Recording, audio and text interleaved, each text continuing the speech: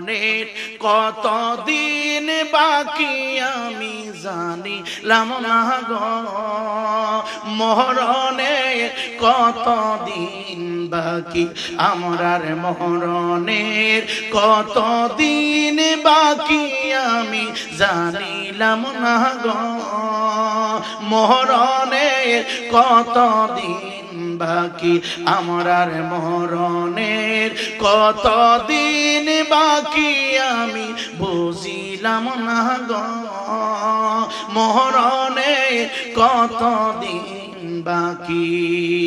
আজরাইল আসিয়া বাইরে হস্তে দিবে দড়ি, আজরাইল আসিয়া বাইরে হস্তে দিবে দড়ি, তখন আমার মনা বাই করবে লুকালুকি আমি বুঝিলাম না গো, মরণে কত রহমতাল লিল আলামিন।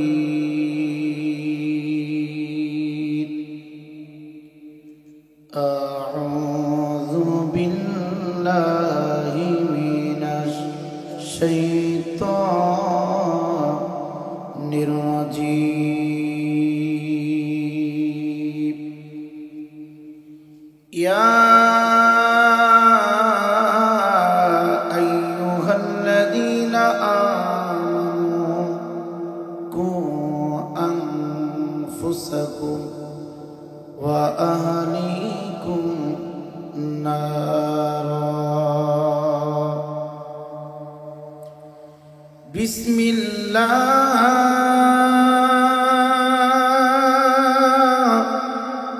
বিসমিল্লাহির রহমানির রহিম। ফালা ওয়া রাব্বিকা লা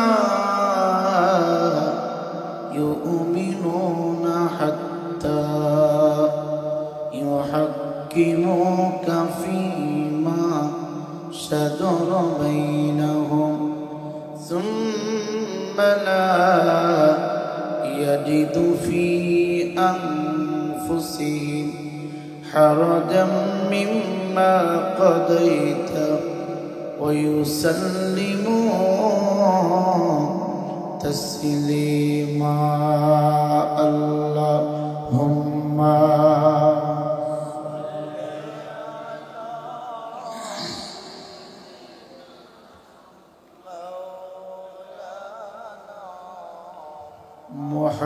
মুহাম্মাদ ওয়া আলা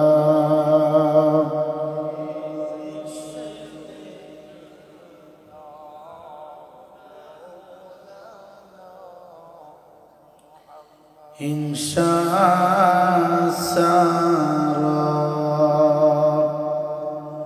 তওবা করো,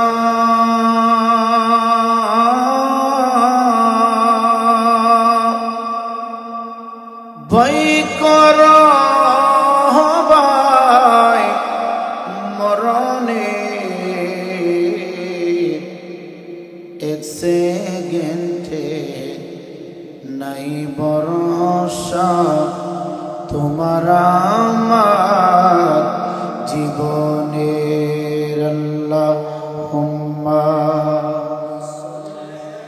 মাশাআল্লাহ। সবাই পড়েন ভাই, ভিতর চামড়া একটু উঠাই দেন, ভিতর চামড়া একটু।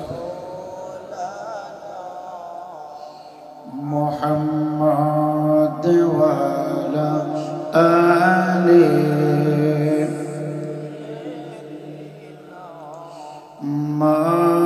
মাওলানা।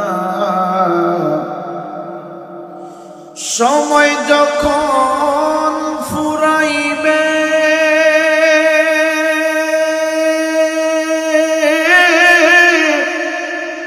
আপন কাউকে পাবে না, অন্ধকারে থাকবা একা, ঘরে বাতি রবে না। আল্লাহুম্মা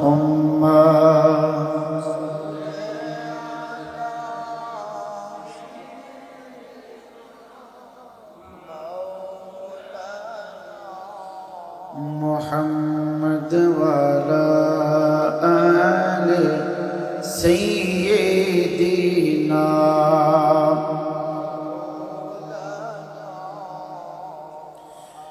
لا إله لا إله جور لا إله لا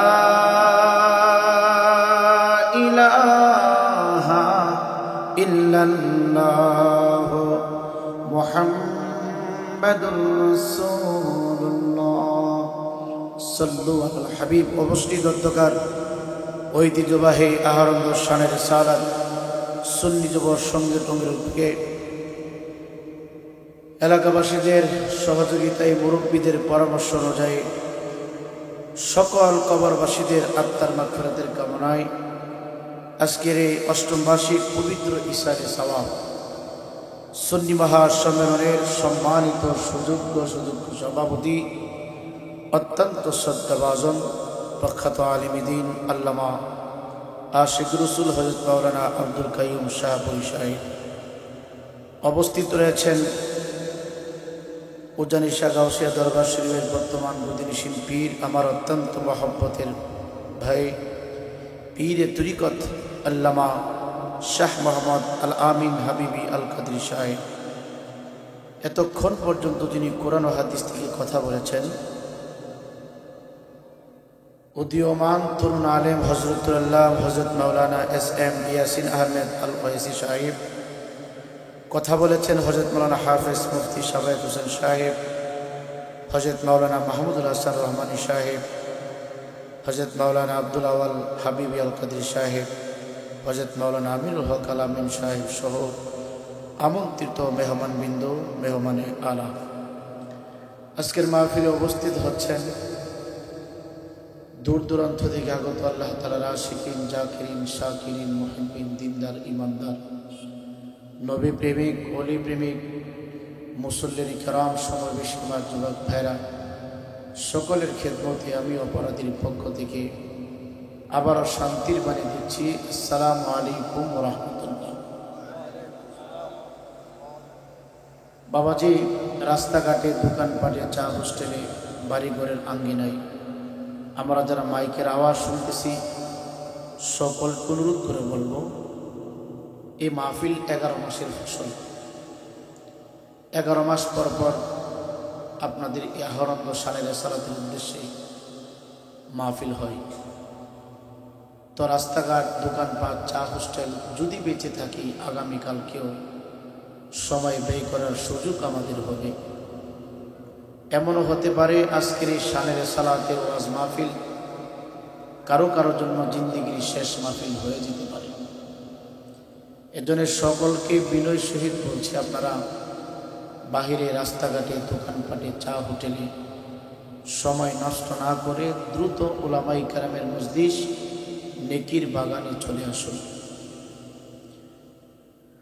আমি এখানে প্রতি বছর আসি, সবাই আমাকে চিনেন। আমি কীভাবে কথা বলি, কতটুকু বলতে পারি সকলের জানা। এই বছর আল্লাহ তাআলা আমার রিজিকের বরাদ্দ আপনাদের আহরন্দের জমিনে রেখে দিয়েছেন। সেই শোভাতেই অঞ্চলে আসা, মানুষের কোনো ইচ্ছা নেই। তো এখানে যারা উপস্থিত রয়েছেন বেশিক্ষণ সময় না, কারণ আমি মনে করি এটা আমার কথা নয়, কারণ আমার রহমতের নবীর পবিত্র জবান মুবারকের কথা।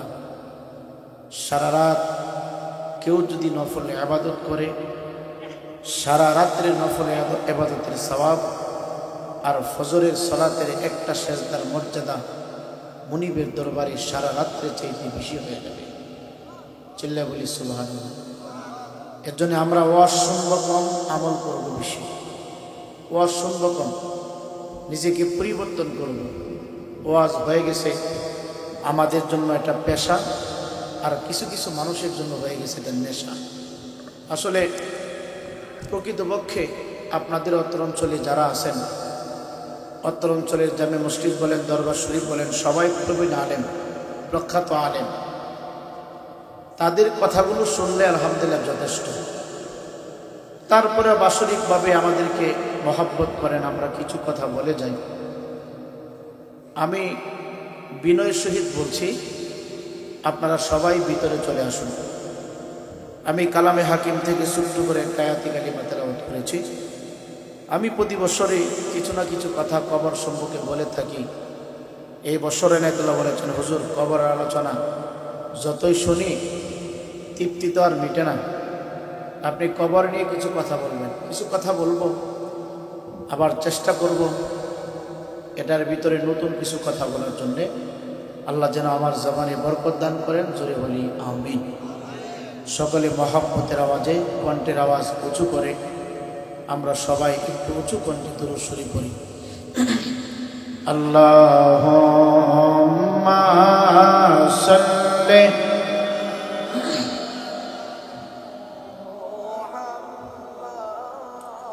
ওয়া আলা আলি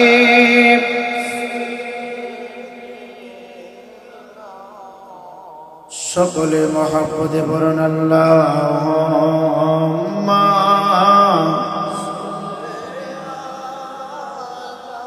ভাই এই সাউন্ডটা একটু ইজি করে দেন, হার্ড করে লেছেন, একটু ইজি করে দেন, সবার কণ্ঠটা সমান হবে। সাইয়্যিদিনা আজরাইল আছে যুব দাঁড়ায়া, কোন দিন জানি কারে নিবে দরিয়া, বলো আল্লাহ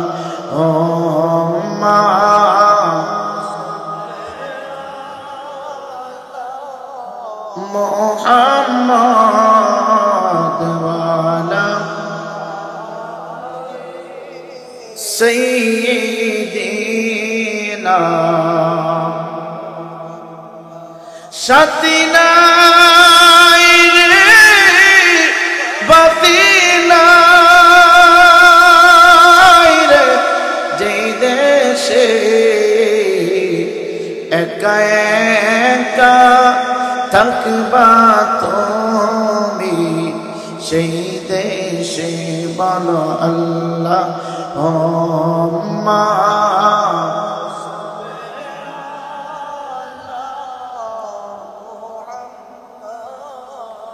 ওয়া আলা আলি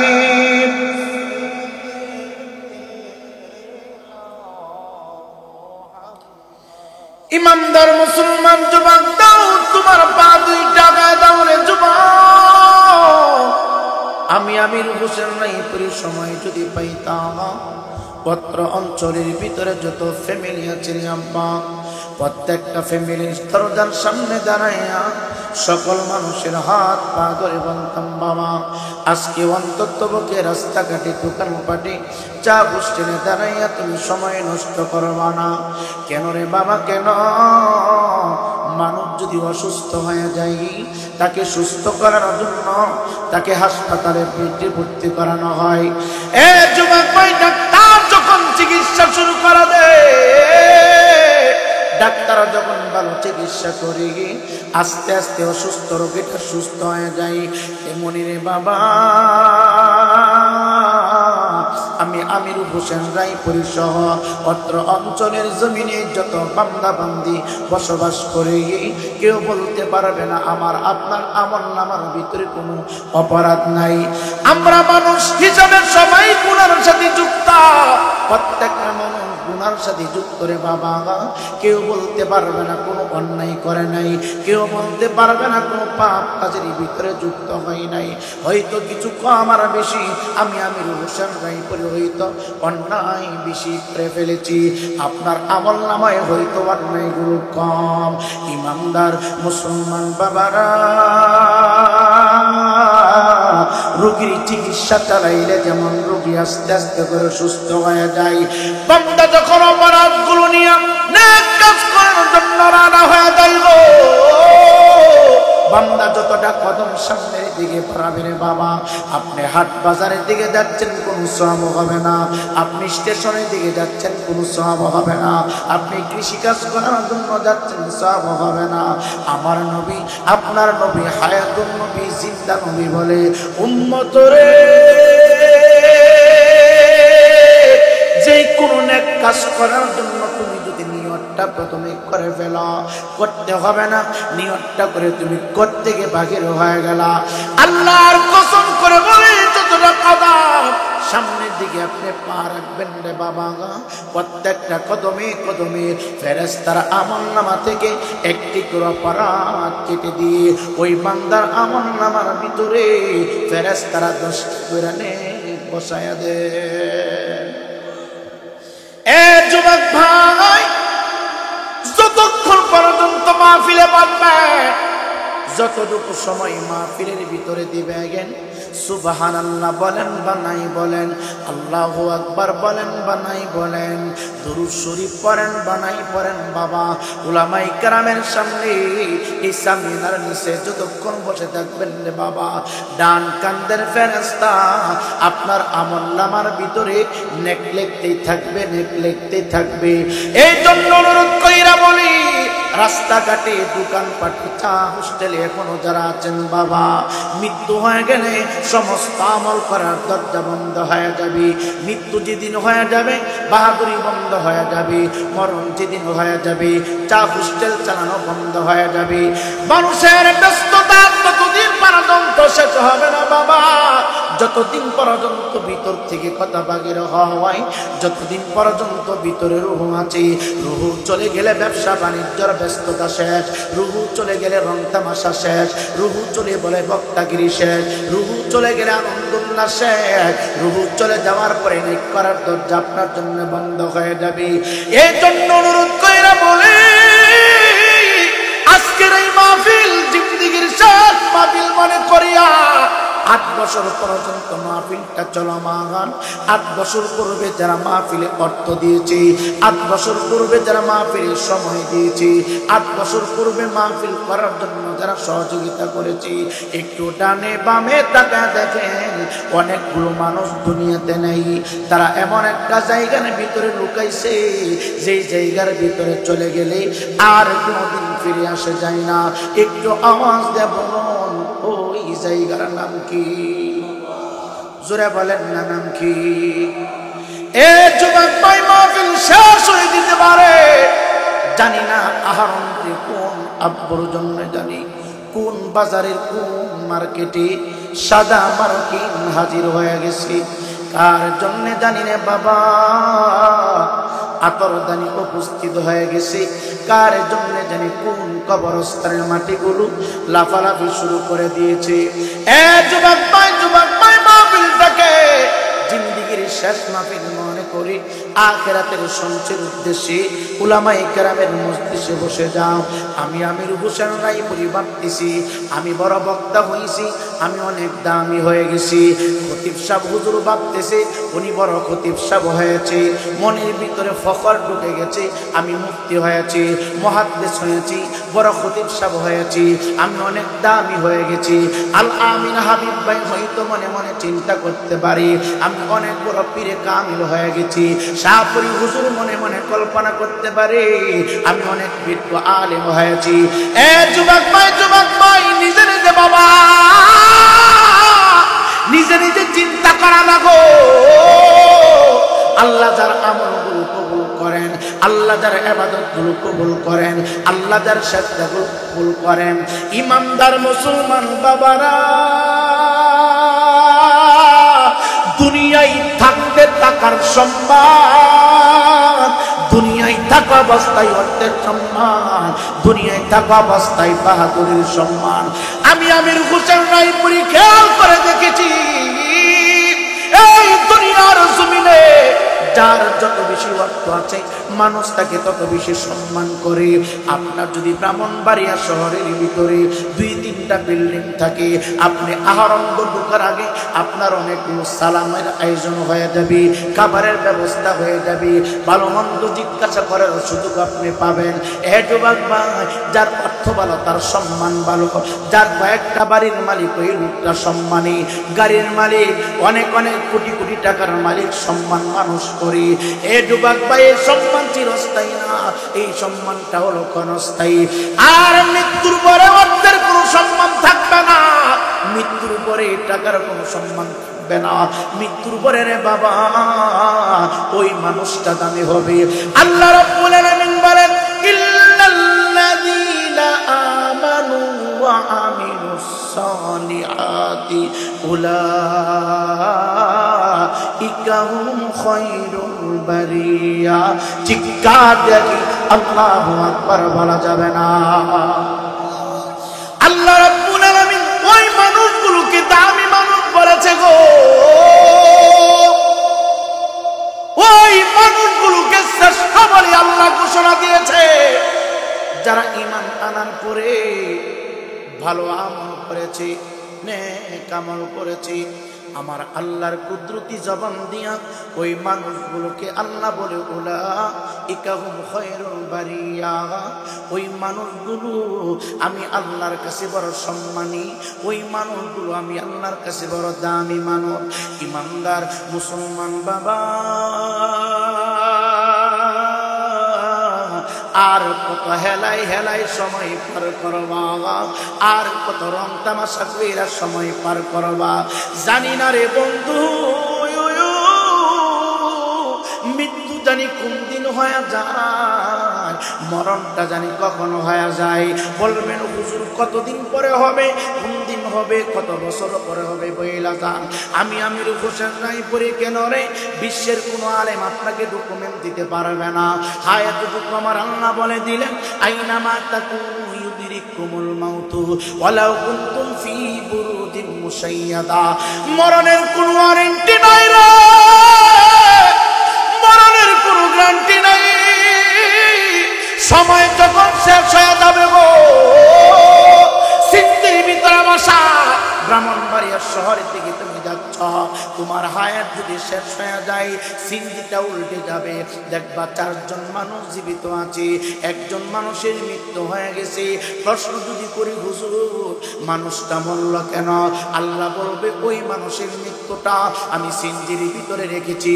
অনেক সময় মানুষ নৌকা দিয়ে ভ্রমণ করে, দেখবেন শত শত মানুষ জীবিত, সাতটায় নদীর পারে চলে আসছে, আর কয়েকজন মানুষ চলে গেছে। যদি প্রশ্ন করি আল্লাহ পানির ভিতরে মরণ দিলা কেন, আল্লাহ কয় আমি আল্লাহ তার মরণটা পানির ভিতরে রেখেছি।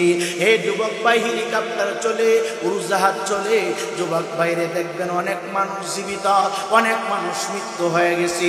মাওলারে যদি প্রশ্ন করি, মাওলা তার মৃত্যুটা পাসপোর্ট জমা দেওয়ার আগে হইতে পারত, তার মৃত্যুটা সিন্ধিতে হওয়ার ওটার আগে মৃত্যু হইতে পারত। আমার আল্লাহ বলে আমি আল্লাহ যার মৃত্যু যেখানে রেখেছি ওই জায়গার ভিতর মরণ হবে। মরণের কতদিন বাকি আমি জানিলাম না গো, মরণের কতদিন বাকি আমরার, মরণের কতদিন বাকি আমি জানিলাম না গো, মরণের কতদিন বাকি আমরার, মরণের কতদিন বাকি আমি বুঝিলাম না গো, মরণের কতদিন বাকি। আজরাইল আসিয়া বাইরে হস্তে দিবে দড়ি, আজরাইল আসিয়া বাইরে হস্তে দিবে দড়ি, তখন আমার মনা বাই করবে লুকালুকি আমি বুঝিলাম না গো, মরণের কতদিন বাকি আমার জীবনে আছে কত বাকি আমি জানিলাম না গো, মরণের কতদিন বাকি। 40 দিনের আগে বাইরে মতের নিশানি, 40 দিনের আগে বাইরে মতের নিশানি, আজরাইল বান্দানি বে চোখে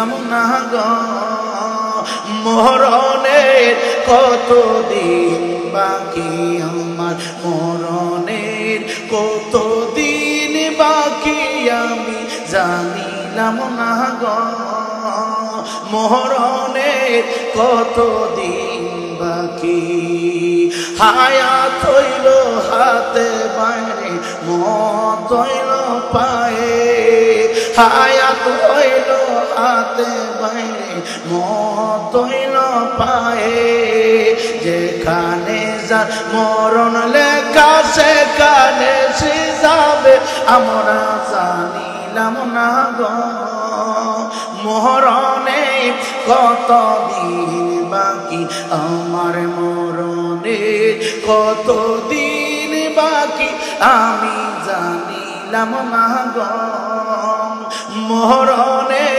কতদিন বাকি হে হরন্দর যুবক দে পা দুই টাকা দে আমি রুকু চালাই করি এখন যদি মরে যায় আমার বক্তাগিরি বন্ধ হয়ে যাবে রে বাবা আমার সমস্ত বাহাদুরি বন্ধ হয়ে যাবে টাকা পয়সা সব কিছু আমার জন্য কিছু হয়ে যাবে এই জন্য অনুরোধ কইরা বলি রে বাবা দুনিয়াটা কিছুই না দুনিয়াটা সল চাতুরি করার জায়গা এই দুনিয়াতে আমার আল্লাহ পাঠাইলেন আহসান ওয়া আমালা কার আমল কতটুকু সুন্দর কার চরিত্র কতটুকু সুন্দর পরীক্ষার জন্য ইমানদার মুসলমান বাবা গো মৃত্যু যেদিন তোমার হয়ে যাবে সমস্ত মানুষগুলো তোমার জন্য পর হয়ে যাবে একজন মানুষকে আপন বলতে পাওয়া যাবে না এই জন্য জানি না কোন দিন মরণ হয় কবে মরণ হয় কতদিন পরে মরণ হয় দুইটা পায়ে হাত দিয়া বইলা যায় মৃত্যুর জন্য 24টা ঘন্টা প্রস্তুত থাকবেন মরণের জন্য 24টা ঘন্টা প্রস্তুত থাকবেন বাহিরে দাঁড়িয়ে আছেন যারা পরিমাণ কোন সওয়াব হবে না ঘরের ভিতরে ফেসবুক চালাইতেছেন যারা পরিমাণ কোন সওয়াব হবে না আমার তো ভয় লাগে ওই যুবকের জন্য হাসর ময়দান যেদিন কায়েম হয়ে যাবে এ যুবক বয়স চামড়া মাটির উপরে বসা গো মাটির নিচ থেকে ঠান্ডা অক্সিজেন আমাদের অস্থায়ী দেহের ভিতরে আমার আল্লাহ দিচ্ছেন ডান দিকে অক্সিজেন বাম দিকে অক্সিজেন উপর থেকে নিচ থেকে আমার আল্লাহ অক্সিজেন দিয়ে আমাদেরকে চলার মতো ব্যবস্থা করে দিলেন কথা বলার মতো সুযোগ করে দিলেন ইমানদার মুসলমান বাবা একদিন এই জমিনটা তামা হয়ে যাবে তামা এ যুবক ভাই আল্লাহ যেদিন বলবে কুল্লু মান আলাইহা ফান এ যুবক ভাই রে সমস্ত জমিনটা একেবারে তামা হয়ে যাবে তামা তামা يومئذ تحدث أخبارها بأن ربك أوحى لها يومئذ تحدث أخبارها একবার বাইরে জমিনের ভিতরে যা কিছু আছে গো সব কিছু যার যার অবস্থান থেকে বাগির হয়ে যাবে আর অন্ধকার জমিনের ভিতরে এই মাহফিলের ডান দিকে বাম দিকে সামনে পিছনে যাকে যেভাবে কবরস্থ করা হয়েছে আমরা অনেকে মনে মনে ভাবতেছি কবরের ভিতরে মানুষগুলো পচে গেছে কবরের ভিতরে মানুষগুলো গলে গেছে হাড্ডি পাওয়া যায় শুধু মাথার খুলি পাওয়া যায় আবার আমার আল্লাহ উঠাবে কিভাবে ইমানদার মুসলমান বাবা না আপনার বিল্ডিং থাকবে না আমার বিল্ডিং থাকবে না আমার জমিন থাকবে না আপনার জমিন থাকবে না গোটা পৃথিবীটা আমার আল্লাহর হুকুমে তামা হয়ে যাবে গো তামা তামা হয়ে যাবে এই ইমানদার মুসলমান তোমার কেমনে বুঝাইবো এই জিন্দেগি শুরু হয়েছে হঠাৎ একদিন শেষ হয়ে যাবে সামনে আরেকটা জিন্দেগি আছে রে বাবা ওই জিন্দেগির ভিতরে 50,000 বছর পর্যন্ত একটা ময়দানে আমাকে আপনাকে দাঁড়ায় থাকতে হবে আজকে আমাদের নিচে মাটি মাটির নিচ থেকে ঠান্ডা অক্সিজেন আমাদের জন্য ব্যবস্থা হচ্ছে রে বাবা। শীতের মৌসুমে ঠান্ডা নয়, শীতের মৌসুমে যেই পরিমাণ গরম দেওয়ার দরকার ওই মাটির নিচ থেকে অক্সিজেন গরম আমাদের জন্য ব্যবস্থা হচ্ছে। এই যুবক ভাই গরমের টাইমে রে বাবা যেই পরিমাণ ঠান্ডা দেওয়ার প্রয়োজন জমিনের নিচ থেকে আমার আল্লাহ আমাদের জন্য ঠান্ডা অক্সিজেন দিচ্ছেন। এমন একটা সময় চলে আসবে গো গোটা পৃথিবীটাকে আমার আল্লাহ তামা বানায় দিবে। বলবেন হুজুর তামা কেন, তামা কেন? লোহার একটা গুণ, লোহার যেই দিক দিয়ে আগুন দিবেন বাবা ওই পৃষ্ঠটা বেশি গরম হবে, উপরের পিঠটা তেমন গরম হবে না। আর তামার গুণ দুইটারে বাবা, নিচ দিয়ে আপনি তাপ দিবেন উপরের পিঠটা সবচেয়ে বেশি গরম হবে। তামার উপরে সমস্ত মানুষগুলো দাঁড়া থাকবে গো। আজকে আমি আমির হোসেন রায়পুরের মাথায় পাগড়ি লাগানো, আমার গায়ে জুব্বা লাগানো আছে, আপনাদের সবার গায়ে পোশাক লাগানো আছে। ওই তামার জমিনের উপরে আমি আমির হোসেন রায়পুরে দাঁড়াবো। আমার গায়ে কোনো জুব্বা থাকবে না, আমার মাথায় কোনো পাগড়ি থাকবে না, আমি থাকবো উলঙ্গ। সমস্ত মানুষগুলো উলঙ্গ হয়ে দাঁড়াবে রে বাবা, সমস্ত মানুষগুলো উলঙ্গ হয়ে দাঁড়ায় থাকবি। আমার মা উলঙ্গ, আমার বিবি উলঙ্গ, আমার বাবা উলঙ্গ, আমি সন্তান হিসাবে রায়পুরি উলঙ্গ, শাহপুরি হুজুর উলঙ্গ। স্টেজের ভিতরে পীর বলেন, আলেম বলেন, বক্তা বলেন, শ্রোতা বলেন, সবাই উলঙ্গ হইয়া তামার জমিনের উপরে দাঁড়ায় থাকবি। এ যুবক ভাই, এ যুবক ভাই, একটু চিন্তা করলা না মৃত্যুর পরে অবস্থাটা আসর ময়দানে আমার তোমার কেমন অবস্থাটা হবে? এখন খাওয়া দাওয়া ফুর্তি করো, মনে যা চায় তাই তুমি করতেছ, কিন্তু ওই দিনের চিন্তাটা একটা দিন তুমি করলা না, ওই দিনের হিসাবটা একটা দিন তুমি মিলাইলা না। নবী আমার ডাক দেখো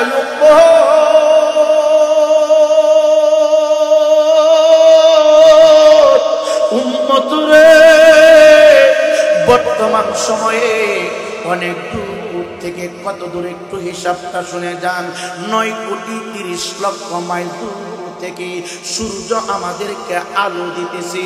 9,30,00,000 মাইল দূর থেকে সূর্য আমাদেরকে আলো দিতেছে রে বাবা।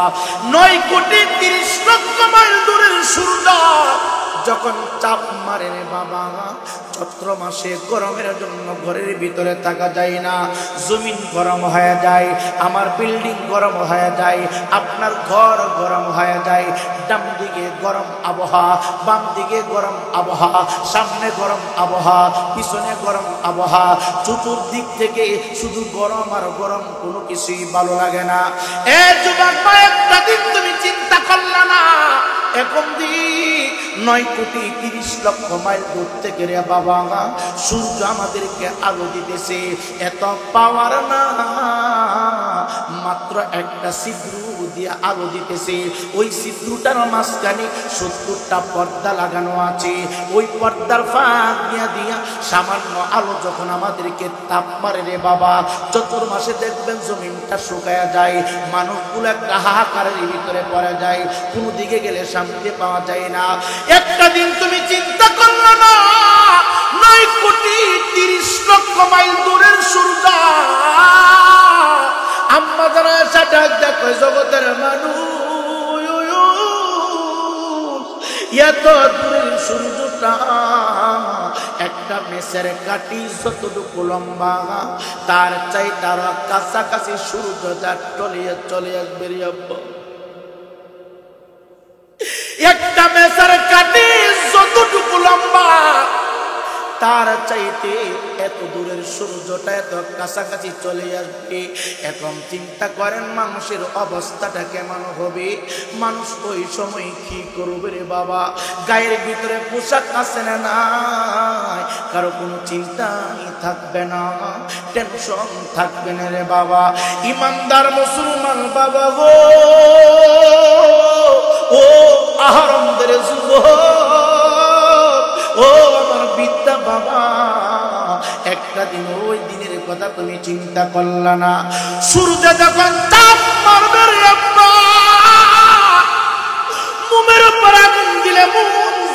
গইলা গইলা পড়ে রে। ওই কঠিন মুসিবতের দিনে মানুষের মাথার মগজ গলতে শুরু করবে, মানুষের মাথার মগজগুলি গইলা গইলা নিচের দিকে পড়বে। শুধু মোমের মতো গলবে না, দেখবেন অনেক পরিবারের ভিতরে সাদা পানির ভিতরে পাতিল চুলার উপরে রাখিয়া চাউল যখন ঢুকানো হয় 10 থেকে 15 মিনিট সময় যাওয়ার পরে পানিটা আটালো যুক্ত হয়ে যায়, টকবক করে চতুর্দিক দিয়া পানিগুলো ছিটকে ছিটকে পড়ে। আম্মা জান আয়েশা ডাক দেখো, জগতের মানুষ, সূর্য যখন চাপ মারবে রে বাবা, মানুষের মাথার মগজ ভাতের মারের মতো টকবক টকবক করতে থাকবে। মানুষের মাথার মগজ ভাতের মারের মতো গলতে থাকবে রে। এ যুবক ভাই, কেউ কারো দিকে তাকাবে না, কেউ কাউকে চিনবে না। মানুষগুলো পানির জন্য জিহ্বা বাহির করে দিবে গো, মানুষগুলো পানির জন্য জিহ্বা বাহির করে দিবে। সূর্যের তাপে চামড়া ফেটে যাবে গো, চামড়া ফাটিয়া ভিতর থেকে যত প্রয়োজন আছে বাহির হইতে শুরু হবে। যুবক ভাই, ময়দান এমন একটা অবস্থা হবে, এমন একটা অবস্থা শুরু হয়ে যাবে রে বাবা, শুধু বলবে বাঁচাও বাঁচাও, কেউ নাই কেউ নাই। এমন ভাবে চাপ মারবে রে আল্লাহ, এমন ভাবে সূর্যের তাপ দিব, পুরাটা জিহ্বা ভিতর থেকে বাহির হইব। আমার আল্লাহ ডাক দিয়ে বলবে, ওয়ামতাজুল ইয়াওমা আইয়ুহাল মুজরিমুন, ওয়ামতাজুল ইয়াওমা আইয়ুহাল মুজরিমুন। আল্লাহ বলবে, হে পাপিষ্ঠর দলেরা রে, নেককার বান্দা থেকে আলাদা হ। এই সুদখোরের দল, নেককার বান্দা থেকে আলাদা হ। এই বেনামাজির দল, নামাজি বান্দা থেকে আলাদা হয়ে যা। এই পাপিষ্ঠর দলেরা, আমার নেককার বান্দা থেকে আলাদা হয়ে যা। বাইরে ভাই, দুনিয়াতে বিপদে পড়লে কেউ না কেউ দৌড়ায় আসে, ওই ময়দানের ভিতরে কেউ কাউকে পরিচয় দিবে না, কেউ কাউকে চিনবে না, কেউ কাউকে চিনবে না। নবী আমার ডাক দিয়া কই,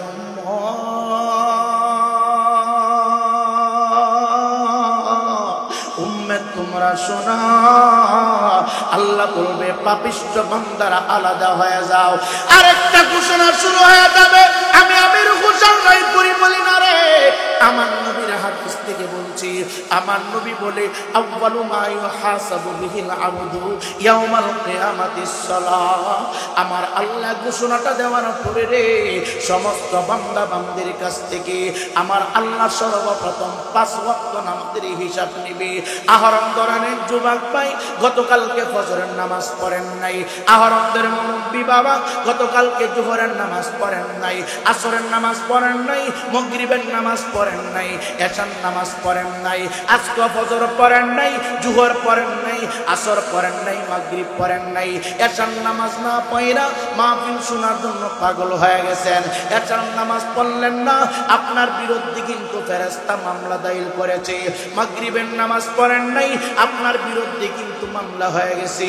আসরের নামাজ পড়েন নাই, আপনার বিরুদ্ধে কিন্তু মামলা হয়ে গেছে। জোহরের নামাজ পড়েন নাই, আপনার বিরুদ্ধে কিন্তু মামলা হয়ে গেছে। ফজরের নামাজ পড়েন নাই, আপনার বিরুদ্ধে কিন্তু মামলা হয়ে গেছে।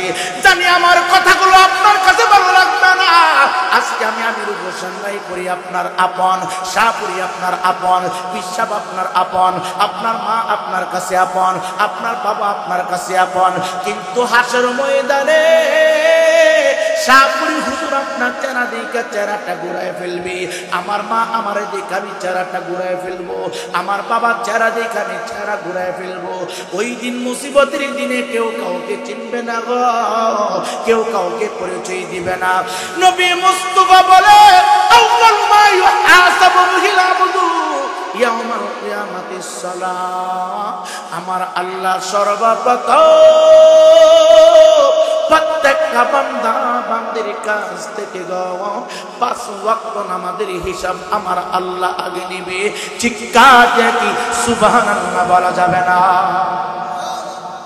আপনাদের অসুবিধা হচ্ছে, কষ্ট হচ্ছে? কালকে আমাদের কঠিন মুসিবতের দিনে বান্দা যখন অসহায় হয়ে দাঁড়ায় থাকবে, সর্বপ্রথম 5 ওয়াক্ত নামাজের হিসাব আমার আল্লাহ আগে নিবেন। আল্লাহর কসম কইরা বলি, নামাজের হিসাব তার মিলে যাবে, সমস্ত হিসাব তার মিলে যাবে। নামাজের হিসাব দ্বারা ঠিক হয়ে যাবে, সমস্ত হিসাব তারা ঠিক হয়ে যাবে। নামাজের হিসাবের ভিতরে তারা এদিক সেদিক থাকবে গো, সমস্ত হিসাব তার এদিক সেদিক হয়ে যাবে।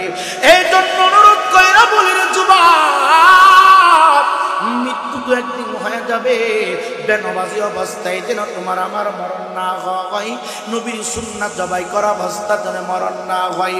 মরণটারে বাবা 2 ধরনের হবে, একটা মরণ হয়ে যাবে জান্নাতি, আর একটা মরণ হবে জাহান্নামী।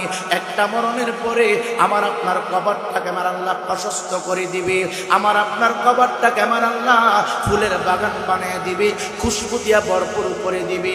আর একটা মৃত্যুর পরে রে বাবা কবরটা ইটের বাটার মতো আগুনের চুলা হয়ে যাবে। একটা ঘর আগুনের চুলা, আর একটা ঘর খুশবু দিয়া ফুলের বাগান সাজানো।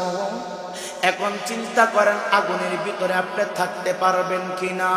না ফুলের বাগানে থাকবেন?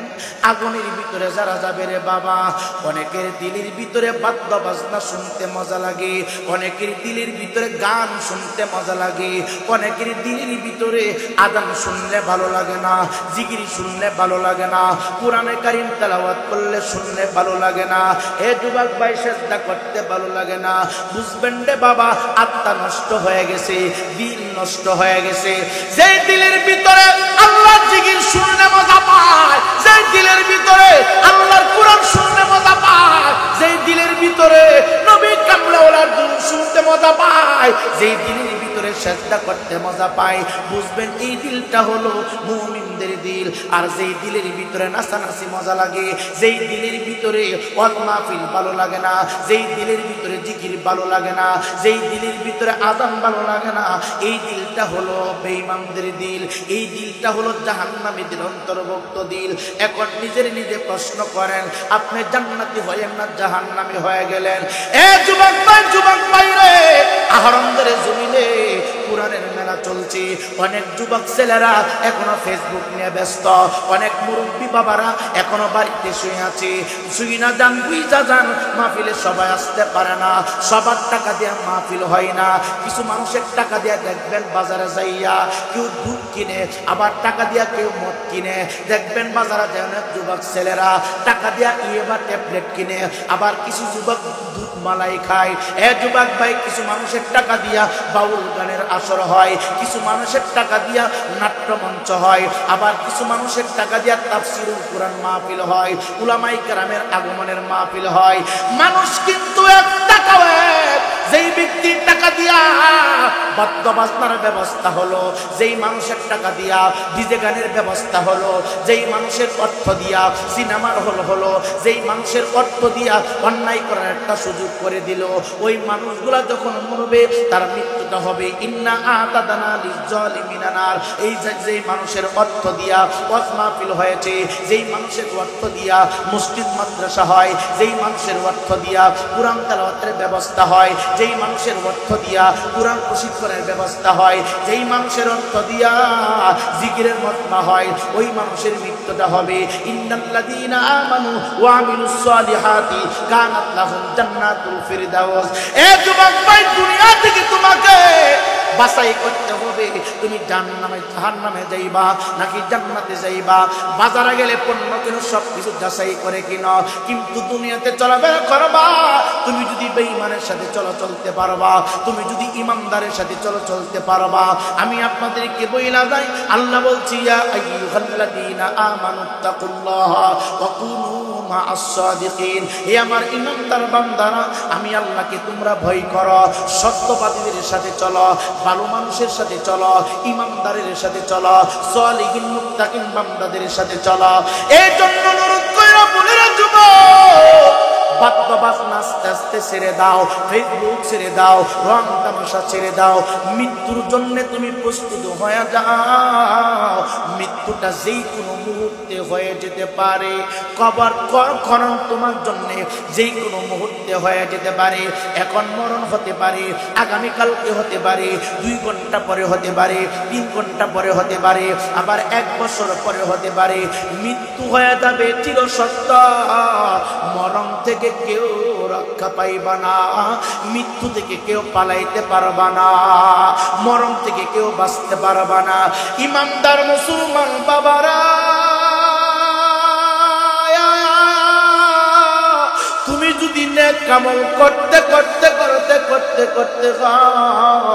মৃত্যুর দরজা পর্যন্ত চলে যাও, আজরাইল তোমার আমার সাথে ভালো আচরণ করবে। আর যদি বদ আমল করতে মৃত্যুর দুয়ার পর্যন্ত আমরা পৌঁছে যাই, আজরাইল তোমার আমার সাথে রাপ আচরণ করবে। নবী আমার ডাক দিয়া বলে, আজরাইল আলাইহিস সালাতু ওয়াস সালামের শুরুত আছে 4টারে বাবা। একটা শুরুত দিয়া সমস্ত নবী এবং রাসূলগণের রূহ মুবারক বাহির করেছেন। একটা শুরুত দিয়া রে বাবা সমস্ত জিন জাতিদের আত্মা বাহির করবেন। আর একটা শুরুত দিয়া ইমানদারের আত্মা বাহির করবেন। আর একটা শুরুত দিয়া বেঈমান মুনাফিক বেনামাজের আত্মা বাহির করবে গো। অসুবিধা আছে? বুঝেননি কথা? আমি যে চিল্লাইতেছি বুঝেননি? এ যুবক, যারা আমার দাওয়াত দিলেন বিষয়টা মৃত্যু এবং কবরের আযাব সম্পর্কে দিয়েছেন, এর জন্য বারংবার কথাগুলো উপস্থাপনা করা। এ যুবক ভাই শুনে যাও, আজরাইল আলাইহিস সালাতু ওয়াস সালামের শুরু 4টা হবে। জুড়ে বলেন কয়টা? আরো জুড়ে বলেন কয়টা?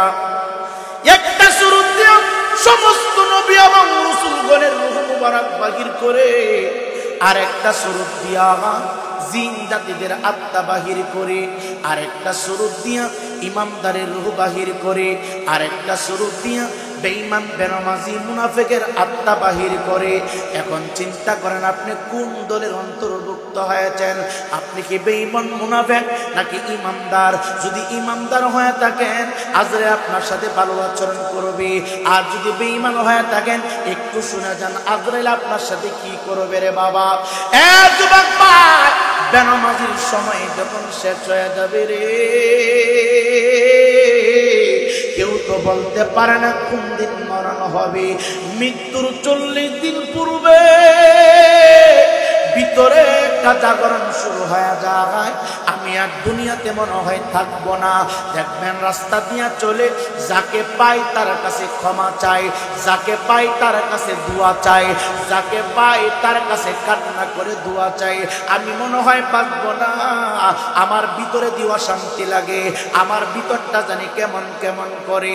তোমার সাথে 70 বছর চলাফেরা করেছি, 20 বছর ব্যবসা বাণিজ্য করেছি, 10 বছর পড়াশোনা করেছি। চলাফেরা করতে যাইয়া যদি কোনো ত্রুটি করে ফেলি আমারে ক্ষমা কইরা দিবা। দেখবেন এমন ভাবে অনেক মানুষ রাস্তা দিয়া চলে আর এই কথাগুলি বলতে থাকে, বলতে বলতে বলতে বলতে শোনা যায় হঠাৎ কইরা মসজিদের মাইকে এলান শুরু হয়ে গেল, রায়পুরি হুজুর নাই। তখন রাস্তার পাশে দাঁড়াইয়া যেই লোকটার কাছে ক্ষমা চাইছিল, এই লোকটা বলে 3 দিন আগে আমার কাছে বলছে লোকটার জানি কেমন কেমন লাগে। রাস্তার পাশে দাঁড়াইয়া যেই লোকটার কাছে 10 দিন আগে ক্ষমা চাইছিল, এই লোকটা জানাতে যাইসা বলে হাই, আজ থেকে 10 দিন পূর্বে আহমদ বাবা বাসটিনের ভিতরে দাঁড়াইয়া আমার কাছে দোয়া চাইছিল। এ যুবক ভাই, 40 দিন পূর্বে বান্দার ভিতরে একটা জাগরণ শুরু হয়ে যায়। বান্দা যে পৃথিবী থেকে বিদায় হয়ে যাবে। ইমানদার মুসলমান বাবারা,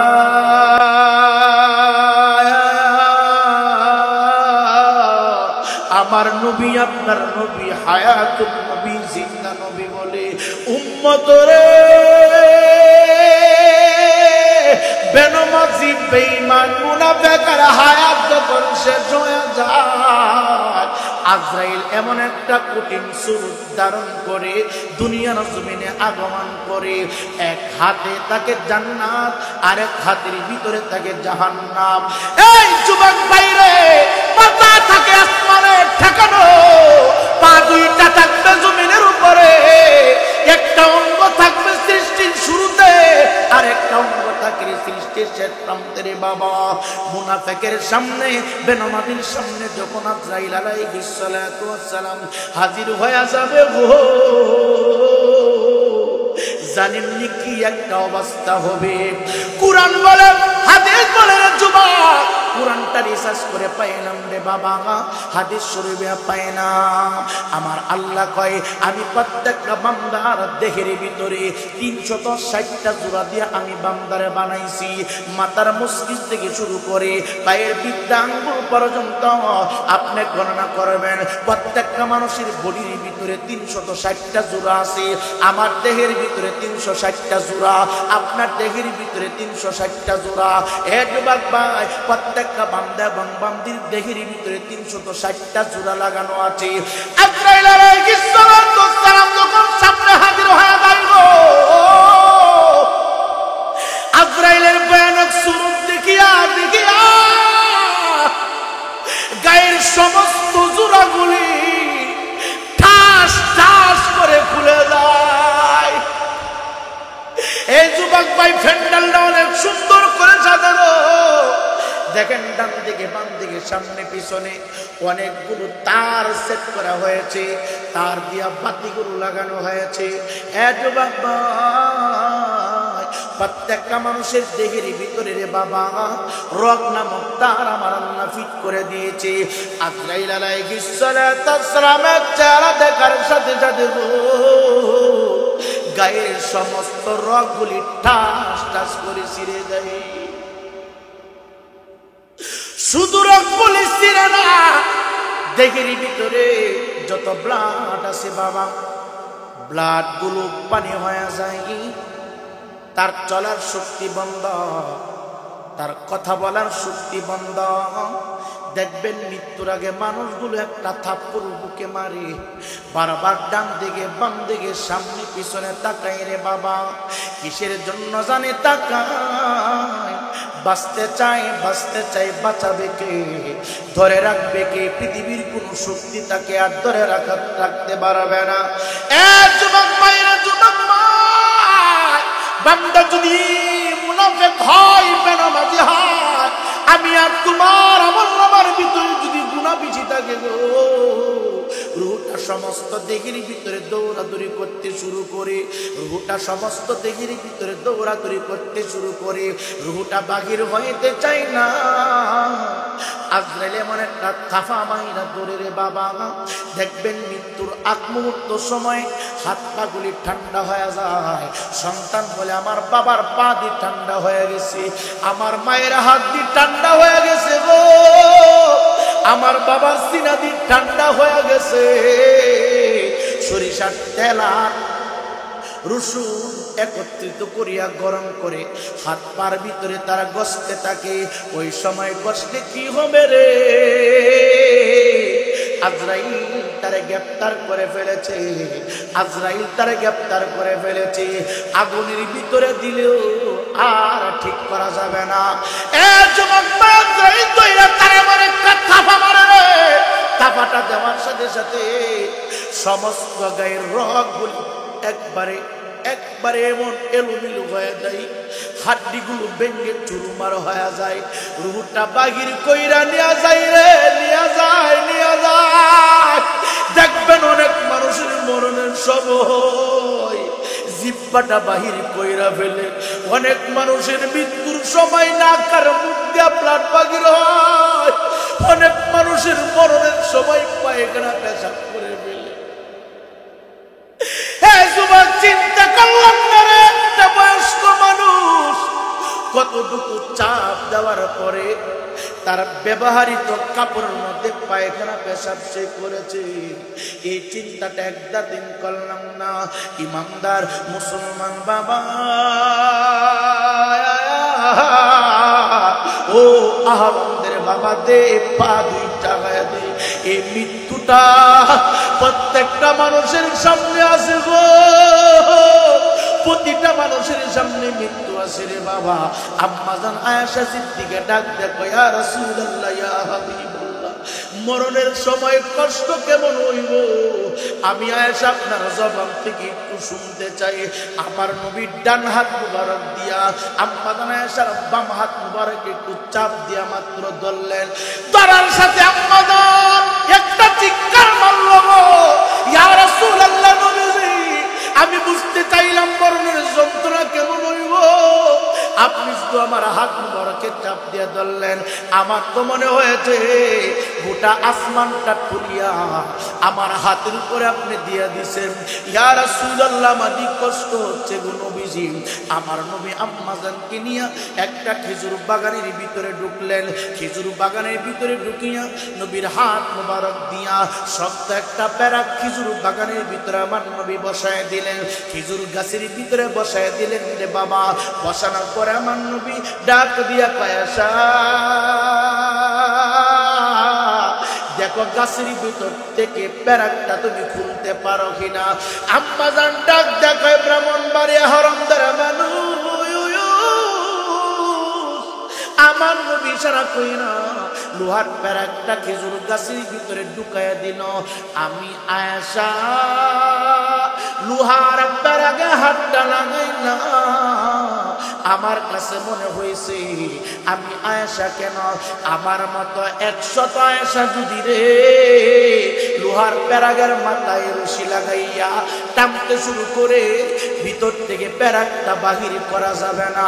নবী আমার ডাক ডাক কেমন বুঝলা, কি বুঝলা জানতে চায়। আম্মা জান ডাক ডাক, ইয়া রাসূলুল্লাহ, ইয়া হাবিবাল্লাহ, এমন ভাবে ভিতরে ঢুকছে গো আমি কেন 100 আয়েশা টান দিলে খুলতে পারবে না। নবী আমার ডাক দিয়া কয়, আয়েশা রে, গাছের ভিতর থেকে লোহার প্যারা খুলতে যেমন কষ্ট লাগবে তার চাইতে বেশি কষ্ট পাবে গো আজরাইল যখন আমার উম্মতের দেহ থেকে রূহটা বাহির করবে। এ যুবক ভাই, রূহটা বাহির হওয়ার পর আমির হোসেন রায়পুরি লাশ, আমি আমির হোসেন রায়পুরি লাশ হয়ে যাইব। আর একটা দিনের জন্য বক্তাগিরি করার জন্য কেউ দাওয়াত দিবে না। এখন যদি শাহপুরি হুজুরের মরণ হয়ে যায়, আমার ওয়াজ বন্ধ হয়ে যাবে, মাইকে এলান দেওয়ার জন্য আপনার পাগল পারা হয়ে যাবেন। কোথায় তার প্রতি ভালোবাসা মহব্বত? এতদিন পর্যন্ত খতিবগিরি করলো, এতদিন পর্যন্ত আপনাদেরকে ভালোবাসা দিল, একটা মানুষ দিনাই বলার মতো গো। শাহপুরি হুজুর মহিনা গেছে, অসুবিধা কি? 3 দিন পরে মৃত্যুর এলানটা দাও। আলামিন পিসাব মারা গেছে, সমস্যা কি? 2 দিন পরে মৃত্যুর এলান দাও। কেউ কারো জন্য আপন হবে না রে বাবা। মৃত্যু হওয়ার সাথে সাথে বাহাদুরি বন্ধ, মৃত্যু হওয়ার সাথে সাথে খেলাধুলা বন্ধ, মৃত্যু হওয়ার সাথে সাথে সমস্ত আপনজন পর হয়ে যাবে, সমস্ত আপন মানুষগুলো দূর হয়ে যাবে, সমস্ত মানুষগুলো পাগল পারা হয়ে যাবে। কিছু মানুষ যাবে মসজিদে মসজিদে এলান দেওয়ার জন্য, আবার কিছু মানুষ যাবে রে জানাজার টাইম নির্ধারিত করার জন্য, আবার কিছু মানুষ চিন্তা করবে কোন টাইমে জানাজা দেওয়া যায়। কিছু মানুষ যাবে গো ছোট্ট একটা ঘর বানানোর জন্য।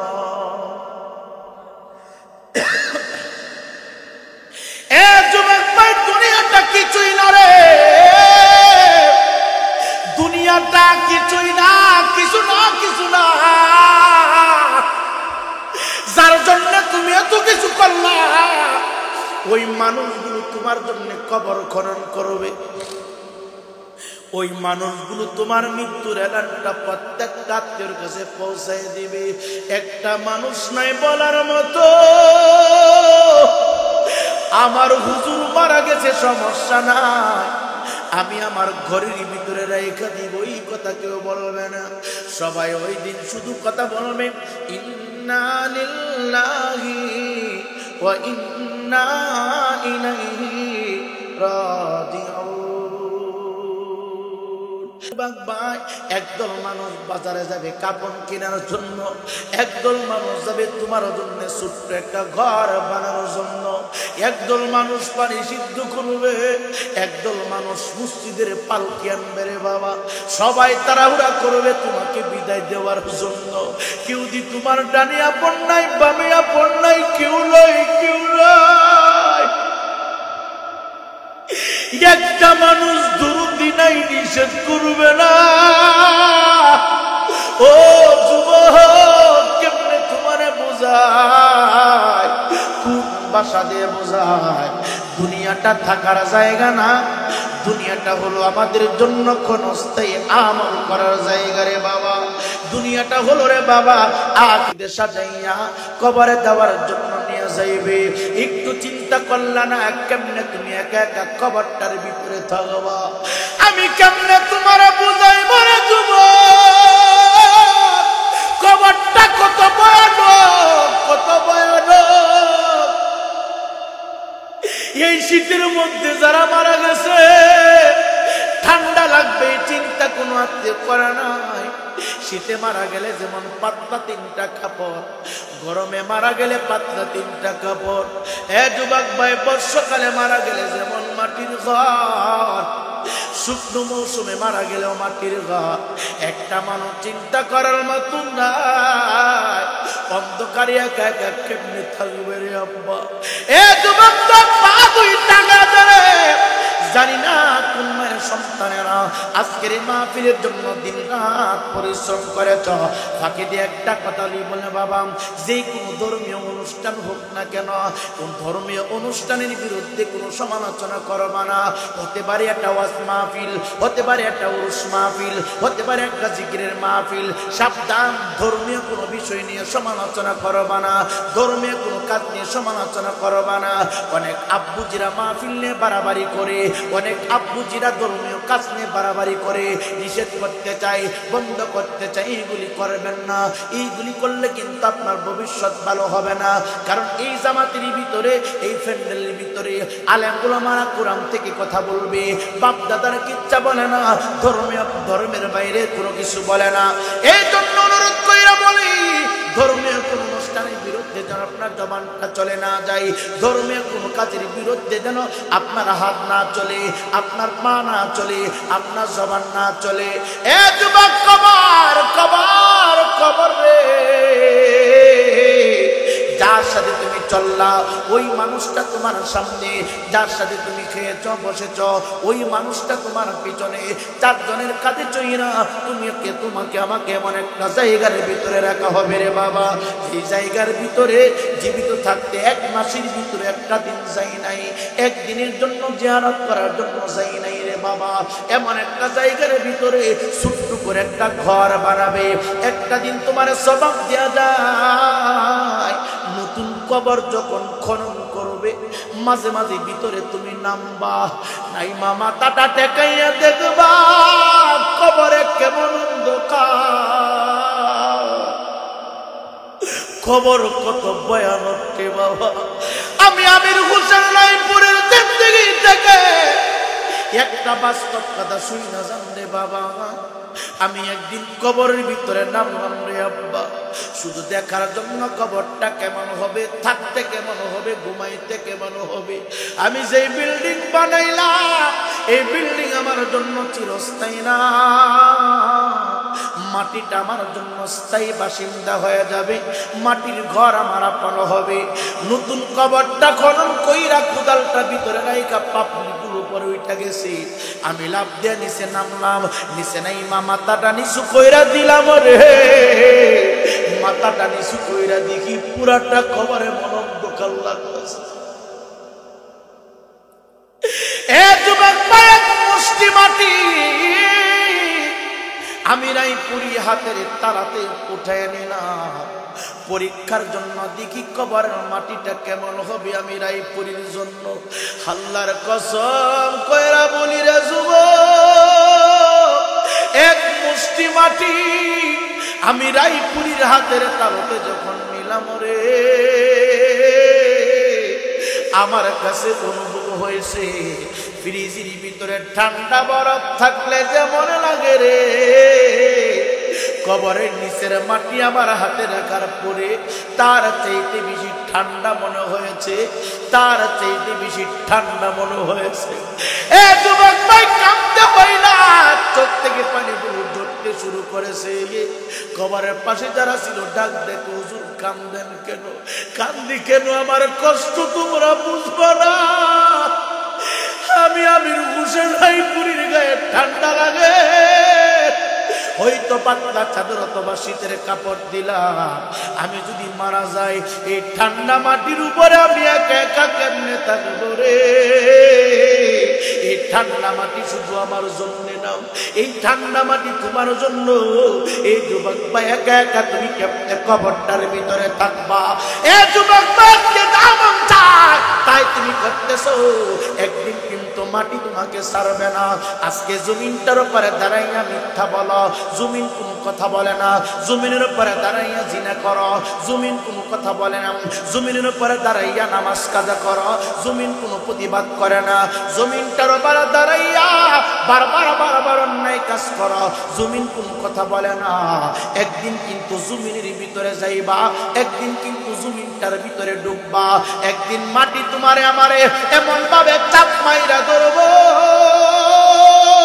এমন ভাবে চাপ দিব রে বাবা, বদ আমল লইয়া ইমানটা হারাইয়া, বদ আমল লইয়া গুনার কাঠুরি বাইন্দা তুমি যদি কবরের ভিতরে ঢুকো, কবরের মাটির ডান দিক থেকে এমন একটা চাপ মারবো রে আব্বা, ডান দিকের হাড়গুলি ভেঙ্গে চুরমার করে বাম দিকে ঢুকাইয়া দিবে, আবার বাম দিক থেকে এমন একটা চাপ মারবো, বাম দিকের হাড়গুলি ডান দিক দিয়ে ঢুকাইয়া দিবে।